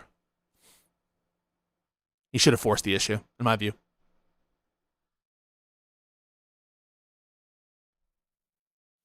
What else? Yeah,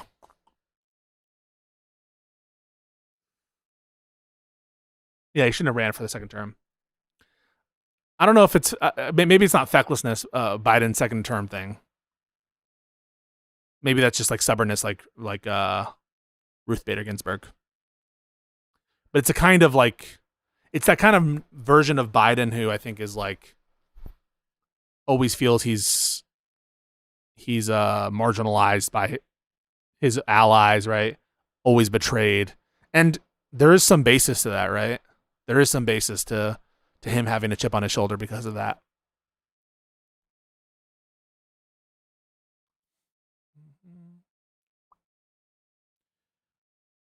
Wasn't much of a debate, but it does go off. I saw a clip of Lawrence Southern where Andrew plays this like little game. Oh, who's arguing for traditional values? Bro. How realistic do you see your theory of invalidating the Trump presidency? By realistic, I mean likely to occur? Low. The reason is the court is what it is, and also there's a doctrine known as the de facto officer doctrine. Now, I actually don't think it applies to Trump, but even the liberals on this court seemingly want to avoid too much, I don't know, weird results or uncharted results. So it would be a fucking disaster. If my theory were true, which I think it should be pursued, it would be like, are we calling into question all rulemakings made in this period, all legislation made during this period, which was approved by him? Is all of that called into question? I think the honest answer is like, yes. But like, imagine if there was some 20-year-old be elected to the presidency.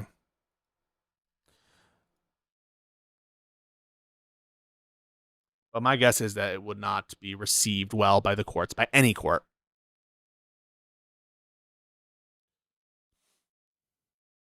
But I do think it should be tested. I mean, like, really, what if you had a president alleged president, who tried to, like, continue in office for 4 years prior, like, 4 years past when he was elected to a third term or something, right? And then he just purports to assume office. In what sense can he really be considered an officer? I like Futurama, yeah. Good news, everyone. Okay, guys. This has been fun. Remember, we're likely doing Lib and Learn tomorrow at 7. May have a very cool guest, so keep an eye out. Appreciate all of your support, the super chats. We had a bunch of memberships today. Trump turning 80 next week. Oh no, Carlito going to the light. Nah, man, heaven's for pussies. I don't care about the shank, bro. To shreds, you say. Yeah. What else besides that? We'll talk about more debates. There's possibly some down the line. I'm going to be moderating some debates, so keep an eye out for that. But yeah, thank you guys so much. Appreciate you. Might be live later tonight. Maybe not, but stay cool.